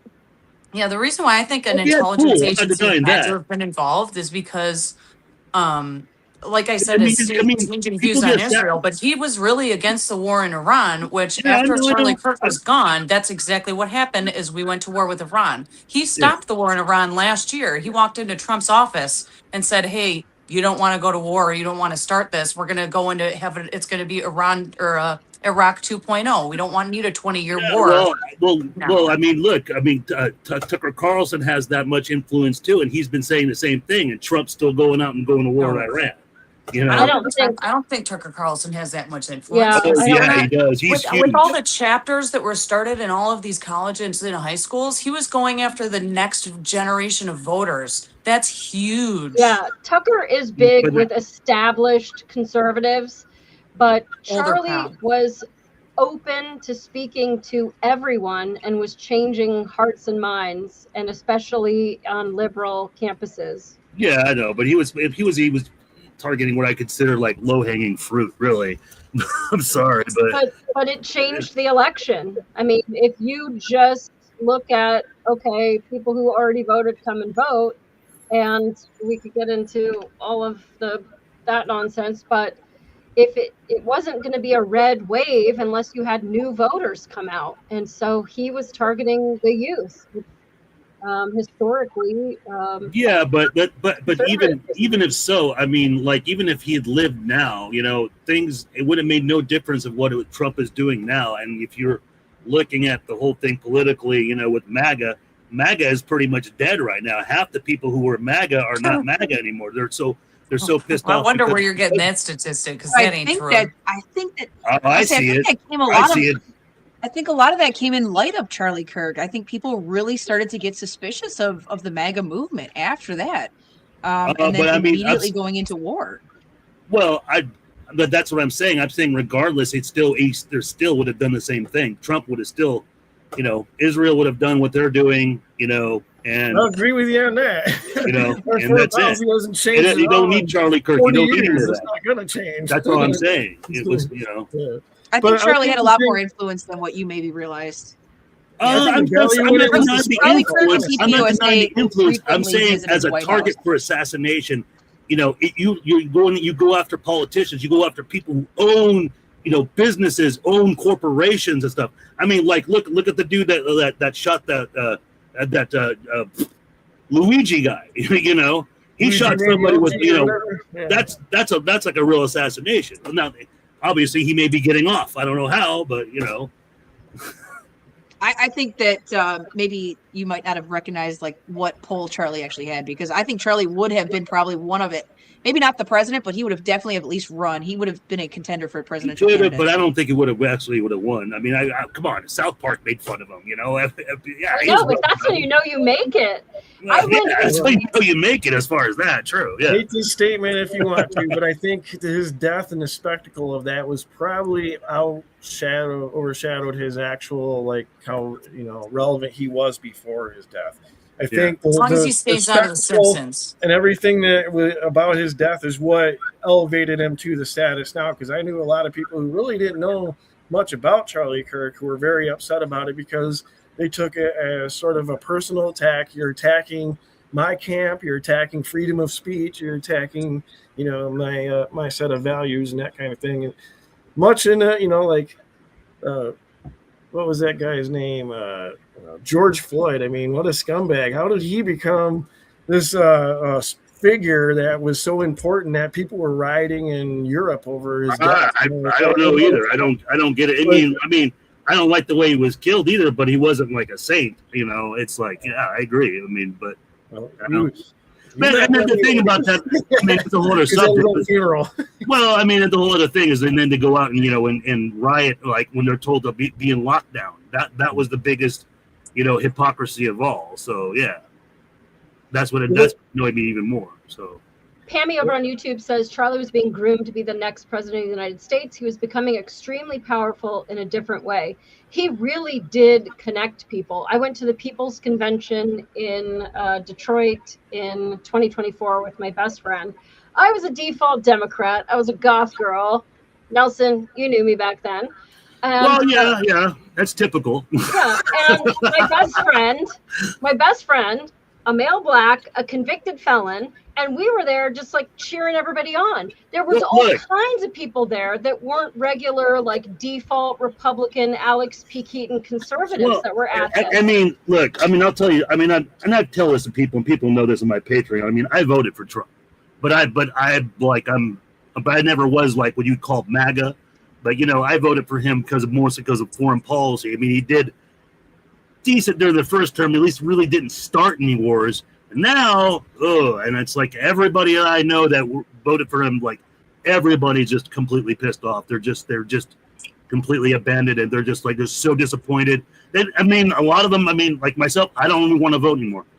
I'm so mad about it. So. We can have a black pill show, definitely, but you know, being in the state of California, Kamala Harris had an 8% approval rating because she was a pile of dog shit. So I don't care what Trump turned out to be at the time we went to vote. There was no fucking way that anybody with a brain in California would go, yes, the 94 crime bill. Let's have more of that.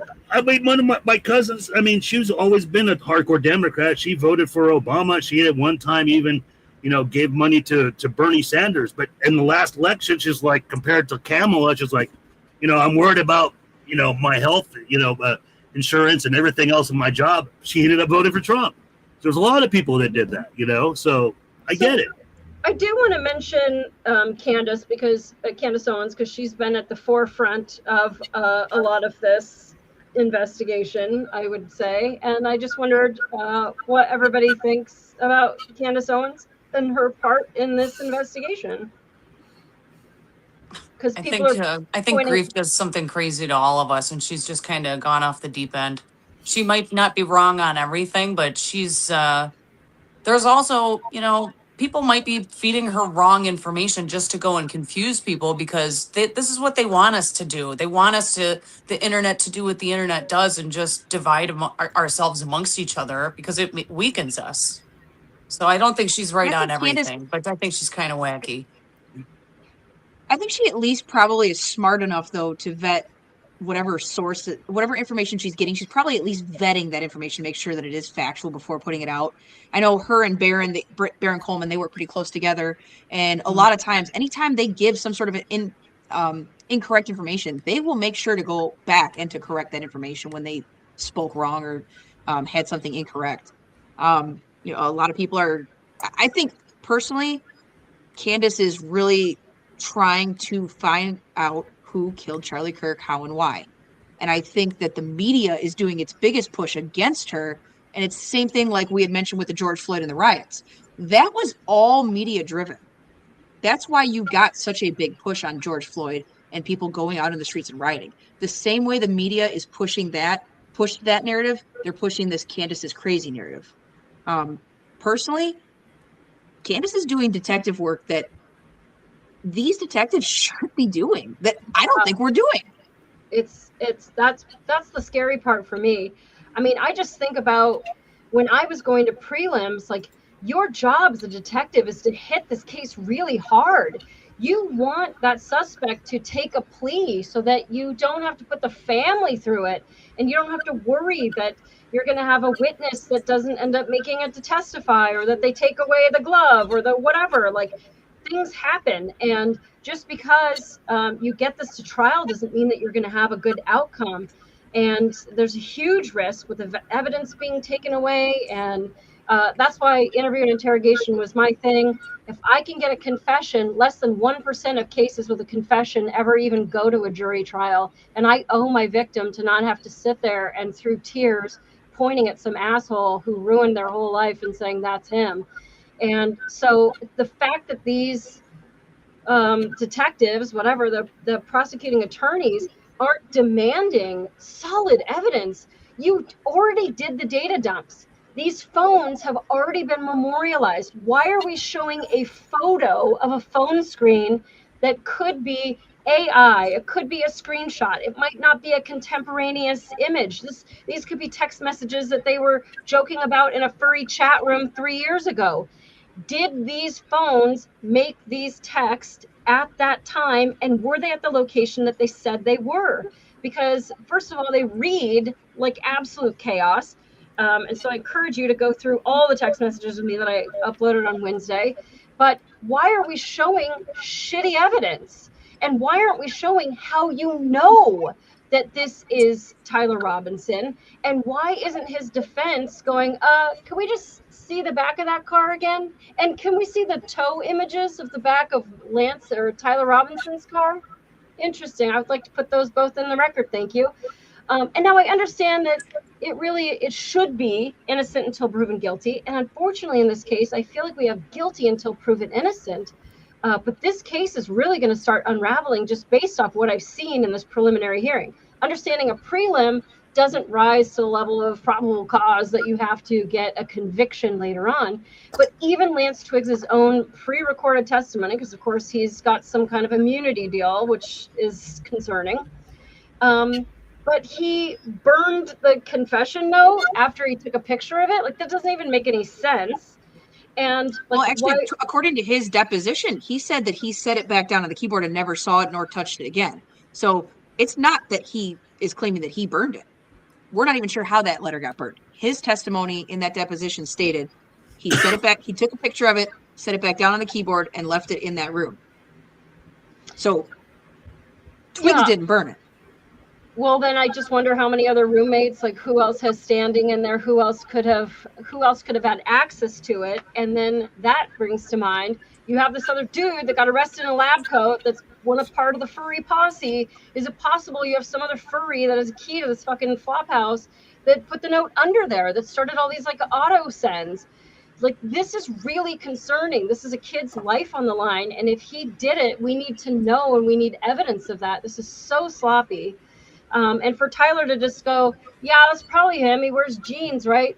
This is fucking America. We are known for wearing blue jeans. That's insane.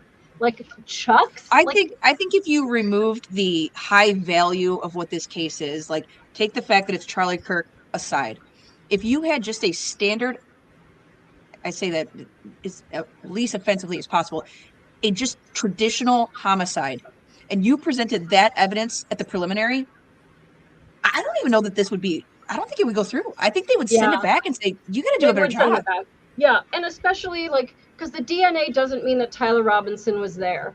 I mean, they did fingerprints and a palm print. It wasn't him. I didn't think it was going to be anyway because it's like a window that he jumps by, whatever.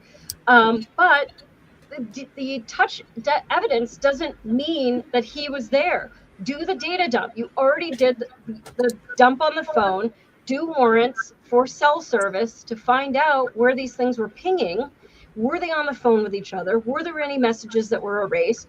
It is so sloppy to show an image of a screen with the top of it crushed out so you can't even see the timestamp on the phone, let alone any of these messages, which are rapid fire and have no break in between.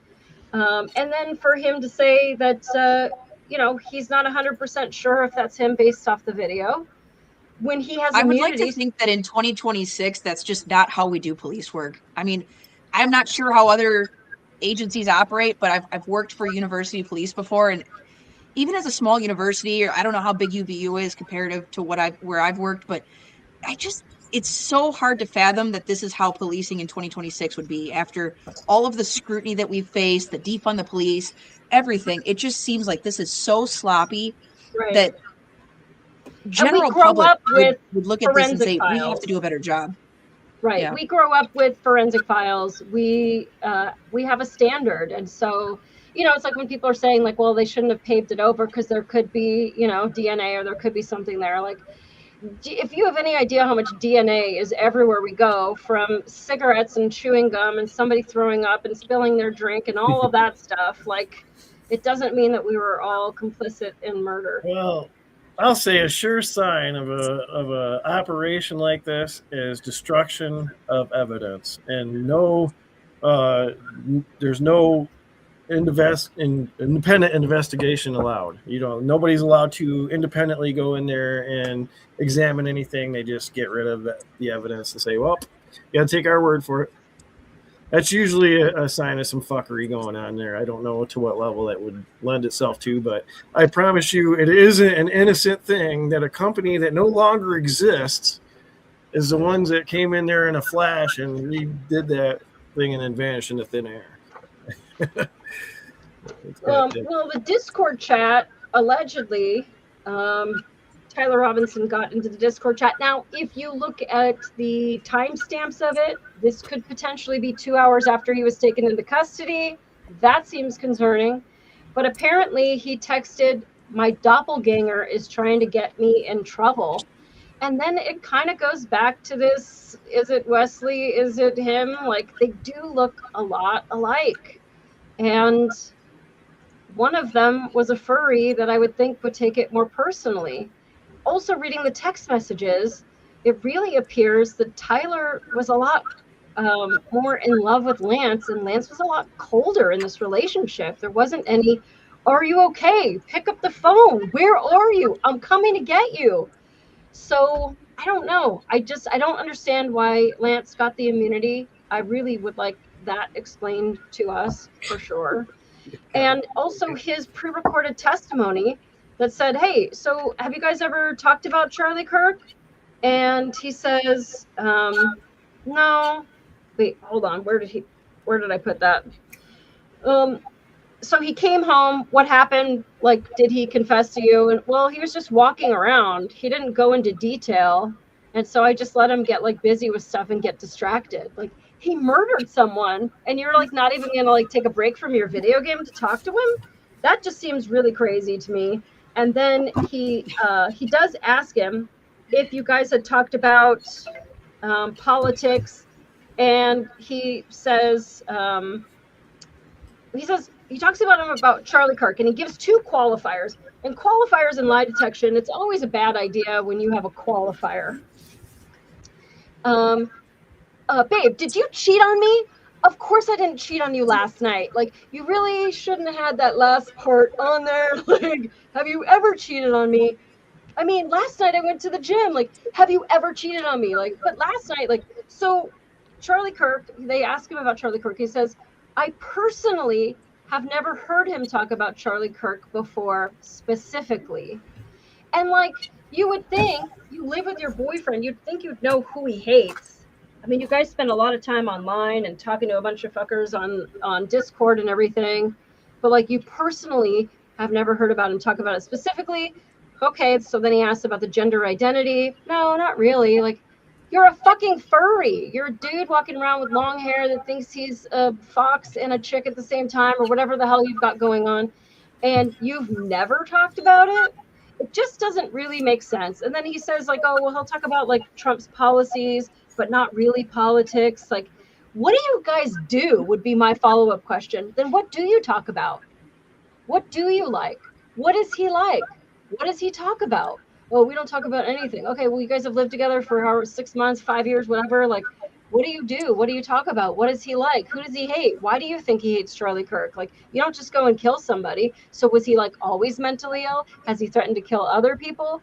When he was engraving the bullets, did you ask him what that was about? How come you weren't curious? Do you have mental problems? Like, there were so many other follow-ups that could have occurred here that really just dropped the ball. Now, I understand that the prosecuting attorney or whoever interviewed him, and so they're going to softball him. But I really didn't like that there wasn't any follow-up to any of these questions. There wasn't any hard-hitting questions at all. It was so softball. It's just a real sloppy job.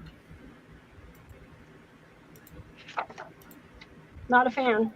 And we didn't even get into Fort Huachuca. I know, Nelson, you love the widow. That's good. That's fine. You can love her.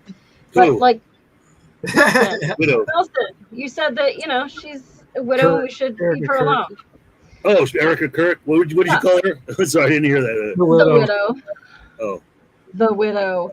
Yeah. So what do you think about, do you know about Mitch Snow seeing her with Cabot Phillips at Fort Huachuca the day before? I've heard things about that. I mean, she's obviously very, very Zionist, you know, and I know she's taken the organization, obviously, you know, to maintain that, despite that Charlie may have been changing his ways before all that. So it doesn't look good. I mean, this just the way that, you know, I ever heard other audio of talking about, you know, how much they're going to make money off T-shirts and stuff like that, you know, since he's dead, you know, and just this whole elaborate thing, you know, memorial stuff. That it's just really weird, and it doesn't look good. And I've seen stuff about her in her past, and, you know, I don't know, something about like sexy clothes and all that. I'm like, you're not really that conservative, really. Well, so I mean, historically, it seems like from everything that I've seen that she was a bit of a star fucker, and you're no stranger to that. Being Molly from has LA. never liked Erica Kirk, I can say. Yeah. I mean, she doesn't float my boat. What can I say? But but so she has never dated a nobody. It's always been ladder climbing. What do you have to offer me? And that's what it looks like. And so that makes sense because, like, seeing Charlie in person, like, he's kind of just like a geeky, awkward guy with some weird gingivitis. Like, I don't see him as being a guy that you see from like across an airport or whatever. And you're like, that's him, Mom. Like, I've been trying to get all these other like professional whatevers, but like, that's the guy. But like Pammy is saying, is that if he is being groomed to be the next president of the United States, like, I'll suck up a little gingivitis if I want to be somebody. You know what I mean? Yeah. So I don't know. I don't know, but if she was at Fort Huachuca, then like, why not be honest about it? And it's almost just like you're catching all these people in so many lies that it makes it seem like they're a part of this scheme, but they're really just all rat fucking each other 8 ways to Sunday doing other stuff.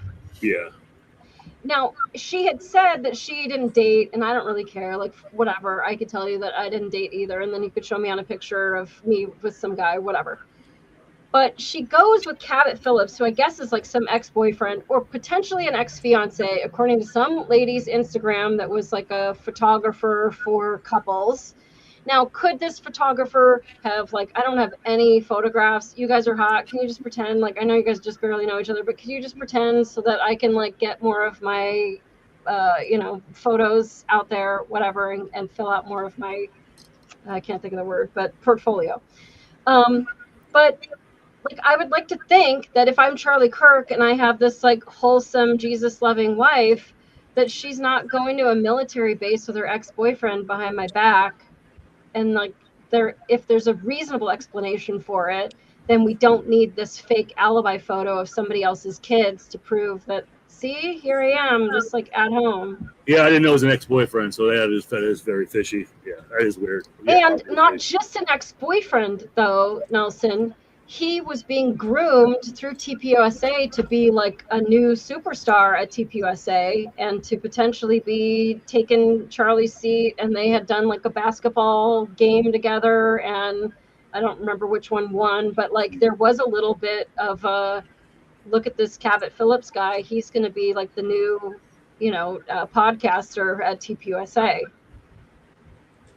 So it's not even like, you have like your starfucker girlfriend or wife, and she like starts bringing in her exes to get them jobs too. Like it's really distasteful. Forget the whole yeah. I mean, I'm surprised that he would even allow that. I mean, but dude, you're from LA. Like you totally understand. There are people that'll sell you out to be a fucking extra in a Taylor Swift video. Yeah. She's not even in the scene. Like you get that there's people who are dazzled by this, Oh yeah. I know you're right about the ladder climbing. That's without a doubt. Yeah.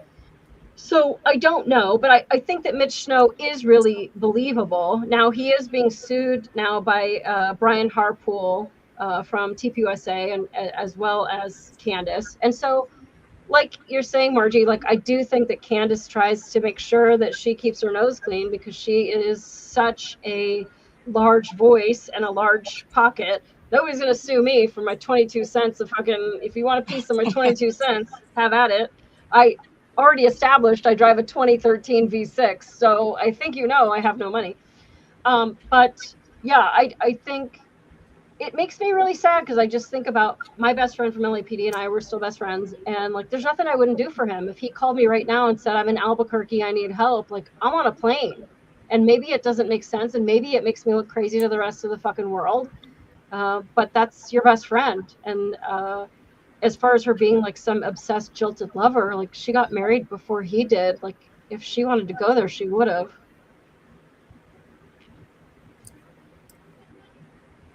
I personally think that I think that just this is her best friend and she really wants to know what happened to the guy. Yeah. I think that what is being presented is just such a weak case. There's just too many holes in the paper and people can see through that. Anybody that like has common sense can see, how many coincidences until it's not a coincidence. Yeah. I mean, everybody can have their own ideas on what the theories are, but again, I think she's just trying to get to the bottom of what happened. Yeah, and it's kind of sad that so many people are saying, you have to shut her up because she wasn't even close to Charlie in the end.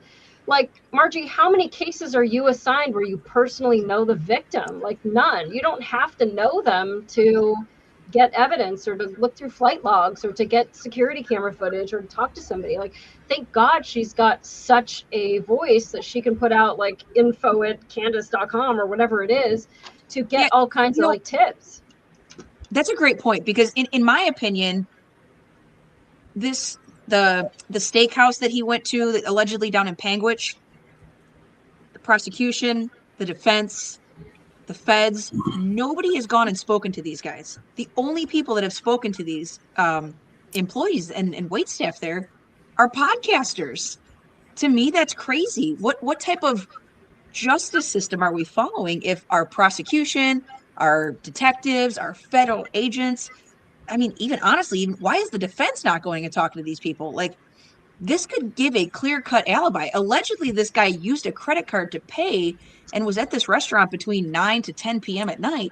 That completely breaks down this whole theory of where he was at, that he was still in Orem. The wait staff pulled over at 12 o'clock up by the campus. You have more than one person of the wait staff there that are giving a 100% ID that, yes, that was Tyler Robinson, which the wait staff is giving a more legitimate basis on it than his own boyfriend. His own boyfriend says he can't even for sure say that it's him. Yeah. So, and people are saying, well, anybody can swipe. Kind of surprising. So the card can be swiped by anyone. I'm wondering if, some restaurants still make you sign for it? Is the signature consistent? As well as earlier in the day, he went to Chick-fil-A, Dairy Queen. Like, the dude's just like eating his way through fucking Utah. And I want to know, was that Visa card like hitting all over the state? Was he swiping it? Did he know the PIN? And then look at that card, because typically there's a lot more cameras now because we're in a low trust society. And so go back as many businesses as you can to see, does anybody else ever use his card? Is it common for anybody else to use his card? Because at this point, like, it's not like it's unheard of for him to give somebody his card.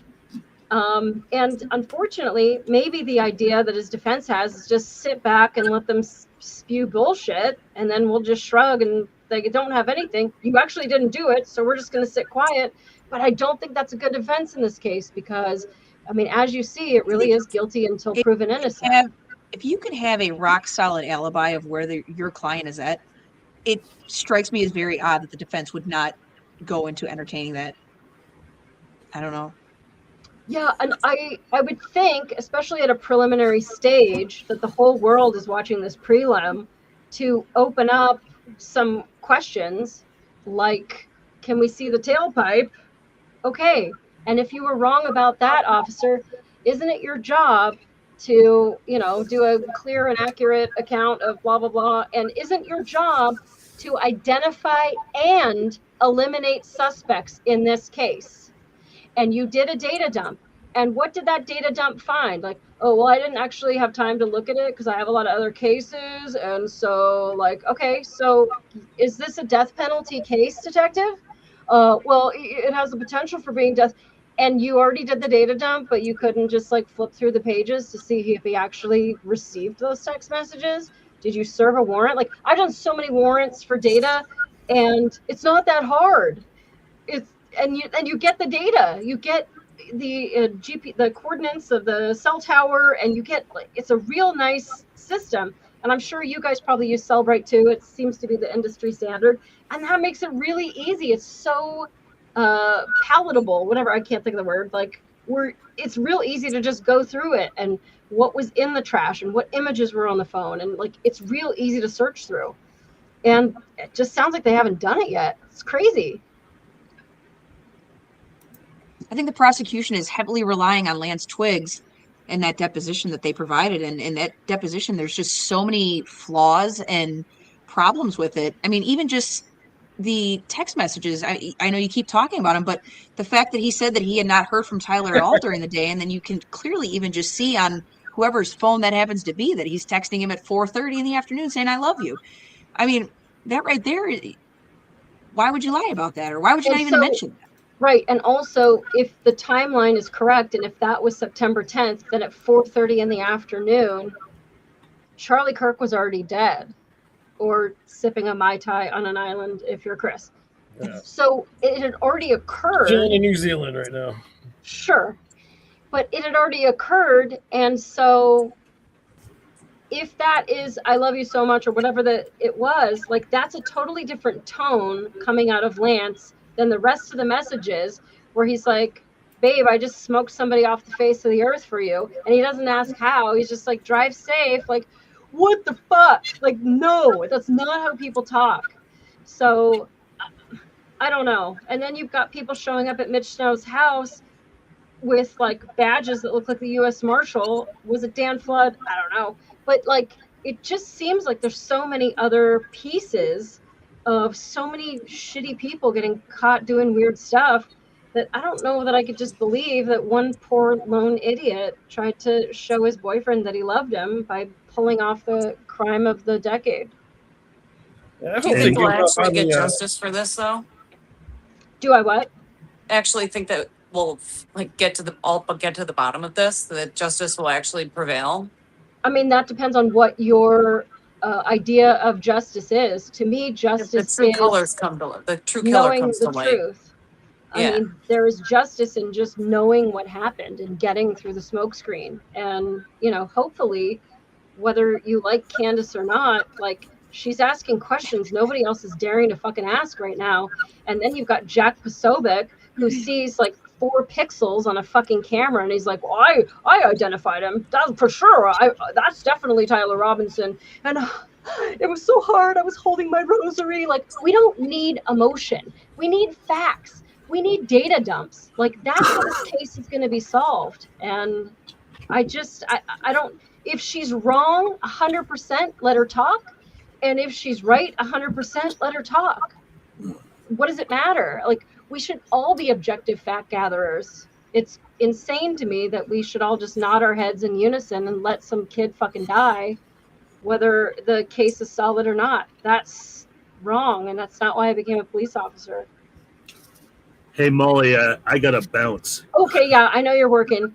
Dude, thank you so much. There's no problem. I ended up getting a last-minute DJ gig. I know, I saw. Congratulations. That's awesome. That's cool. It was kind of cool, but they wanted me to show up early, but I'm like, hey, I can't. I have a podcast to do. So yeah.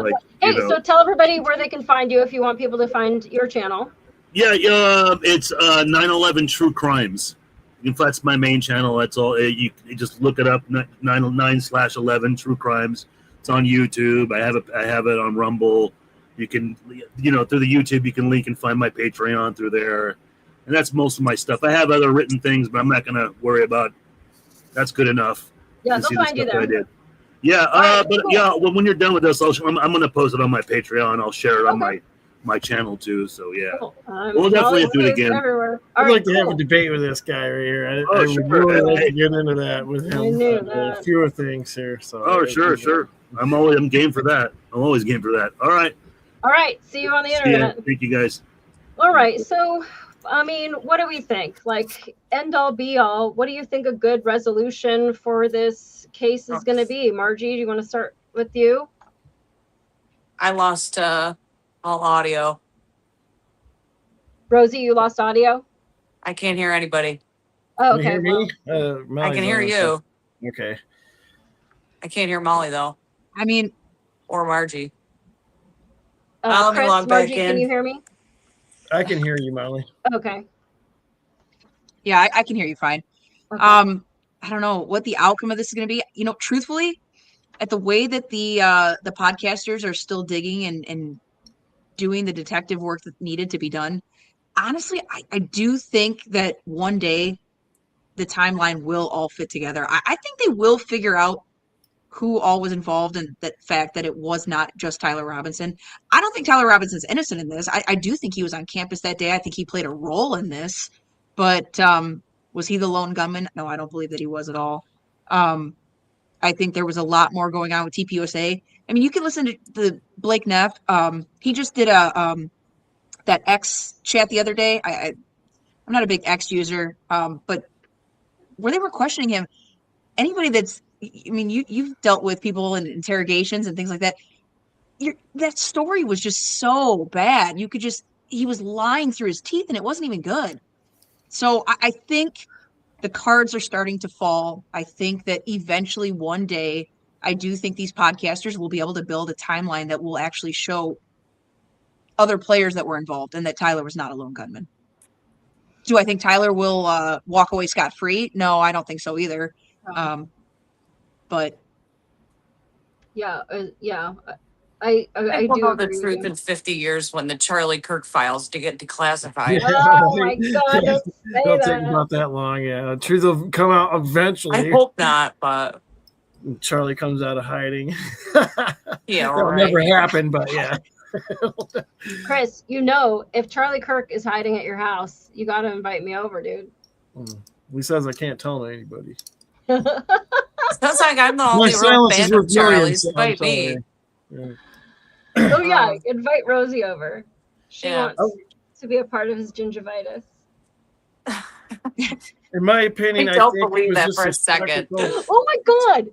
I think it was just a spectacle to kind of draw attention away from things that they don't want us talking about, and that is why it is so deliberately sloppy, and there is like holes like Swiss cheese. There's no part of this that is solid or concrete, and they have left questions and big holes to let everybody kind of run wild and go off in 100 different directions. I think to me, it's just a distraction.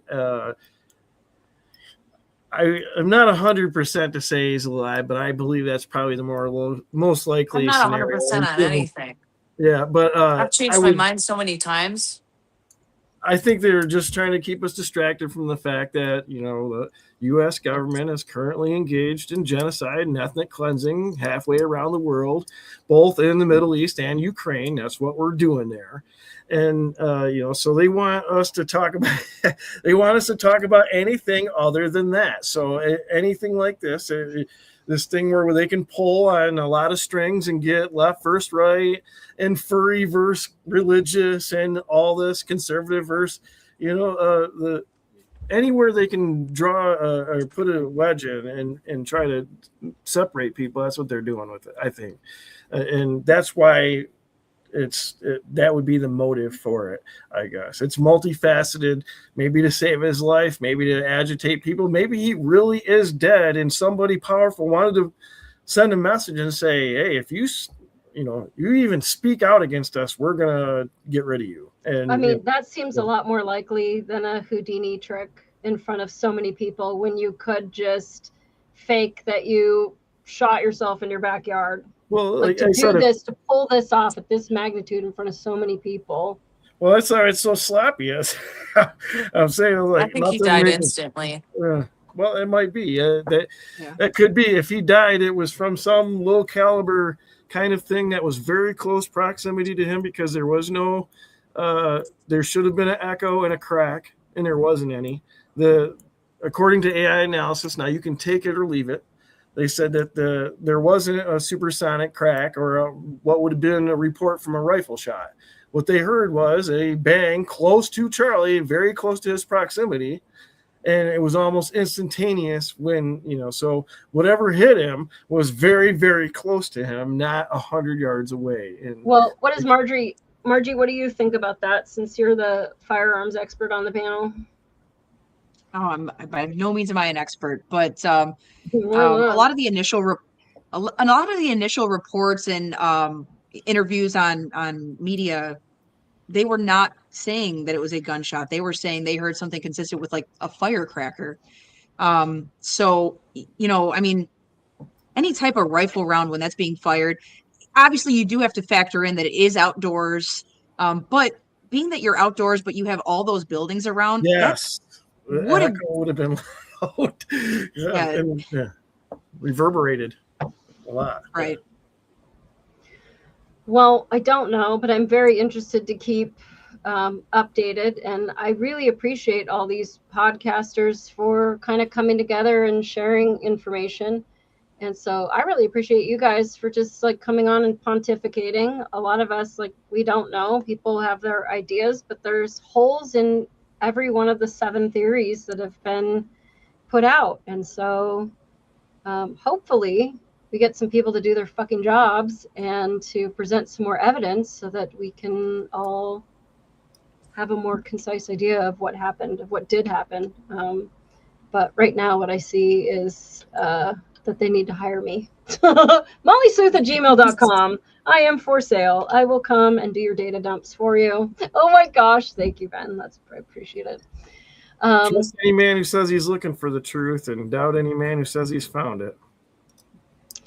Well, I mean, there are ways to make things look like things, and you just have to objectively look at it. Just because Lance Twiggs says, I swear this is a text message conversation, or somebody says, I swear that's his car, like, it just needs to be, this is a kid's life.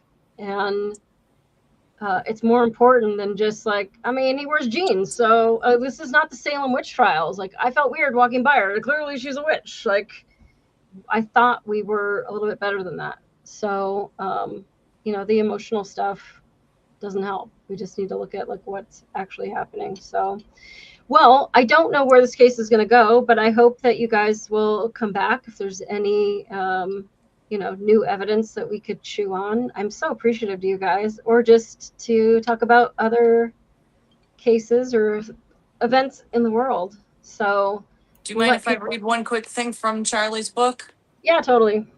All right. It's just the very, very last, the last paragraph that he wrote. The only person any one of us can truly rely upon is ourself. I'm asking you to commit yourself and rely upon yourself. I'm asking you to use your time, talent, and treasure and the will to guide and inspire others, your nation, your call. If you join, I promise to meet you in the middle. Words to live by. Yeah, he did have a lot of good conversations. I think he touched a lot of people. And touched my heart. I was a liberal for a long time and I hated Charlie Kirk. So I'm just glad that I'm kind of on the other side of things now and I can appreciate everything he did for our country.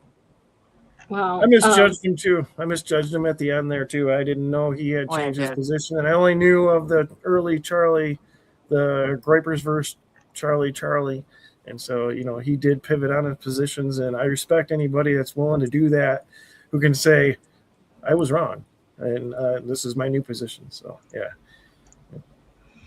Okay, I'm trying to figure out where I go to release the pills over on Pilled, because I know that people are. And Big Hair Tsunami, I see you with these cans and EMPs and gifted subscriptions. Like, you're just amazing. Thank you so much. I'm not seeing it under the regular thing. If anybody's watching over on Pilled, I want to release these scratch offs. Where do I go? I'm not seeing it. They're all black pills. They're not all black pilled. You've got a lot of people that are very, very red pilled over there. And no blue pills? There could be blue pills. No, nobody who wants to go back in the dream? Sometimes I wish I could. I mean, there's a lot. Pilled is a pretty cool little site over there. They've got a lot of, different people that are just doing video games or this or that. It's not all just red. Speaking of video games, real quick, I would pay money to watch you play LA Noire. I would love to see how Molly goes through that and how well. Even your other Maggie here, or Margie, I can't read the name. Margie. What is LA Noire? It is a detective game that took place in early 1940s LA. It's pretty awesome. Rockstar. Are we talking a video game? Yes, but it's not like a run around shooter game. It's like you have to do interrogations and you have to guess by body language and the way they're talking to you, and you go through the game and you progress. It's a video game. Right, but it's sort of like you have to decide, is this person lying to me or not? You do a lot of interrogations and you have to do a lot of pay attention to things like body language and that kind of shit. So sounds pretty interesting. Yeah, I think it'd be nice to watch nowadays. But sounds pretty interesting. But it's a fake video game, though, right? Well, of course. I mean, it's so you're not real seeing crimes and fake crimes, but yeah. I'm not seeing a video. I can't find where to release these pills. I see the pills. I see you, Big Hair Tsunami. Maybe if I make this bigger. I don't know. I'm all right, I'm going to try to chew on that. Anyway, thank you guys, everybody, for joining us on this Friday. Does anyone have any links to send them to or any merch for them to buy or any Girl Scout cookies or I like thin. I don't have a link. Okay. No. All right. Well, no, just the same vibe as LA Confidential. Oh, that's not me texting. Thank you, Ben. All right, guys. So I'm going to end the stream. I'll be backstage after the stream ends if you want to debrief, guys. And but otherwise, I will see the audience next Friday. Same bat time, same bat channel, and I will see the three of you on the interwebs if I don't talk to you after the end of the stream. Help me, Obi-Wan Kenobi. You're my only hope.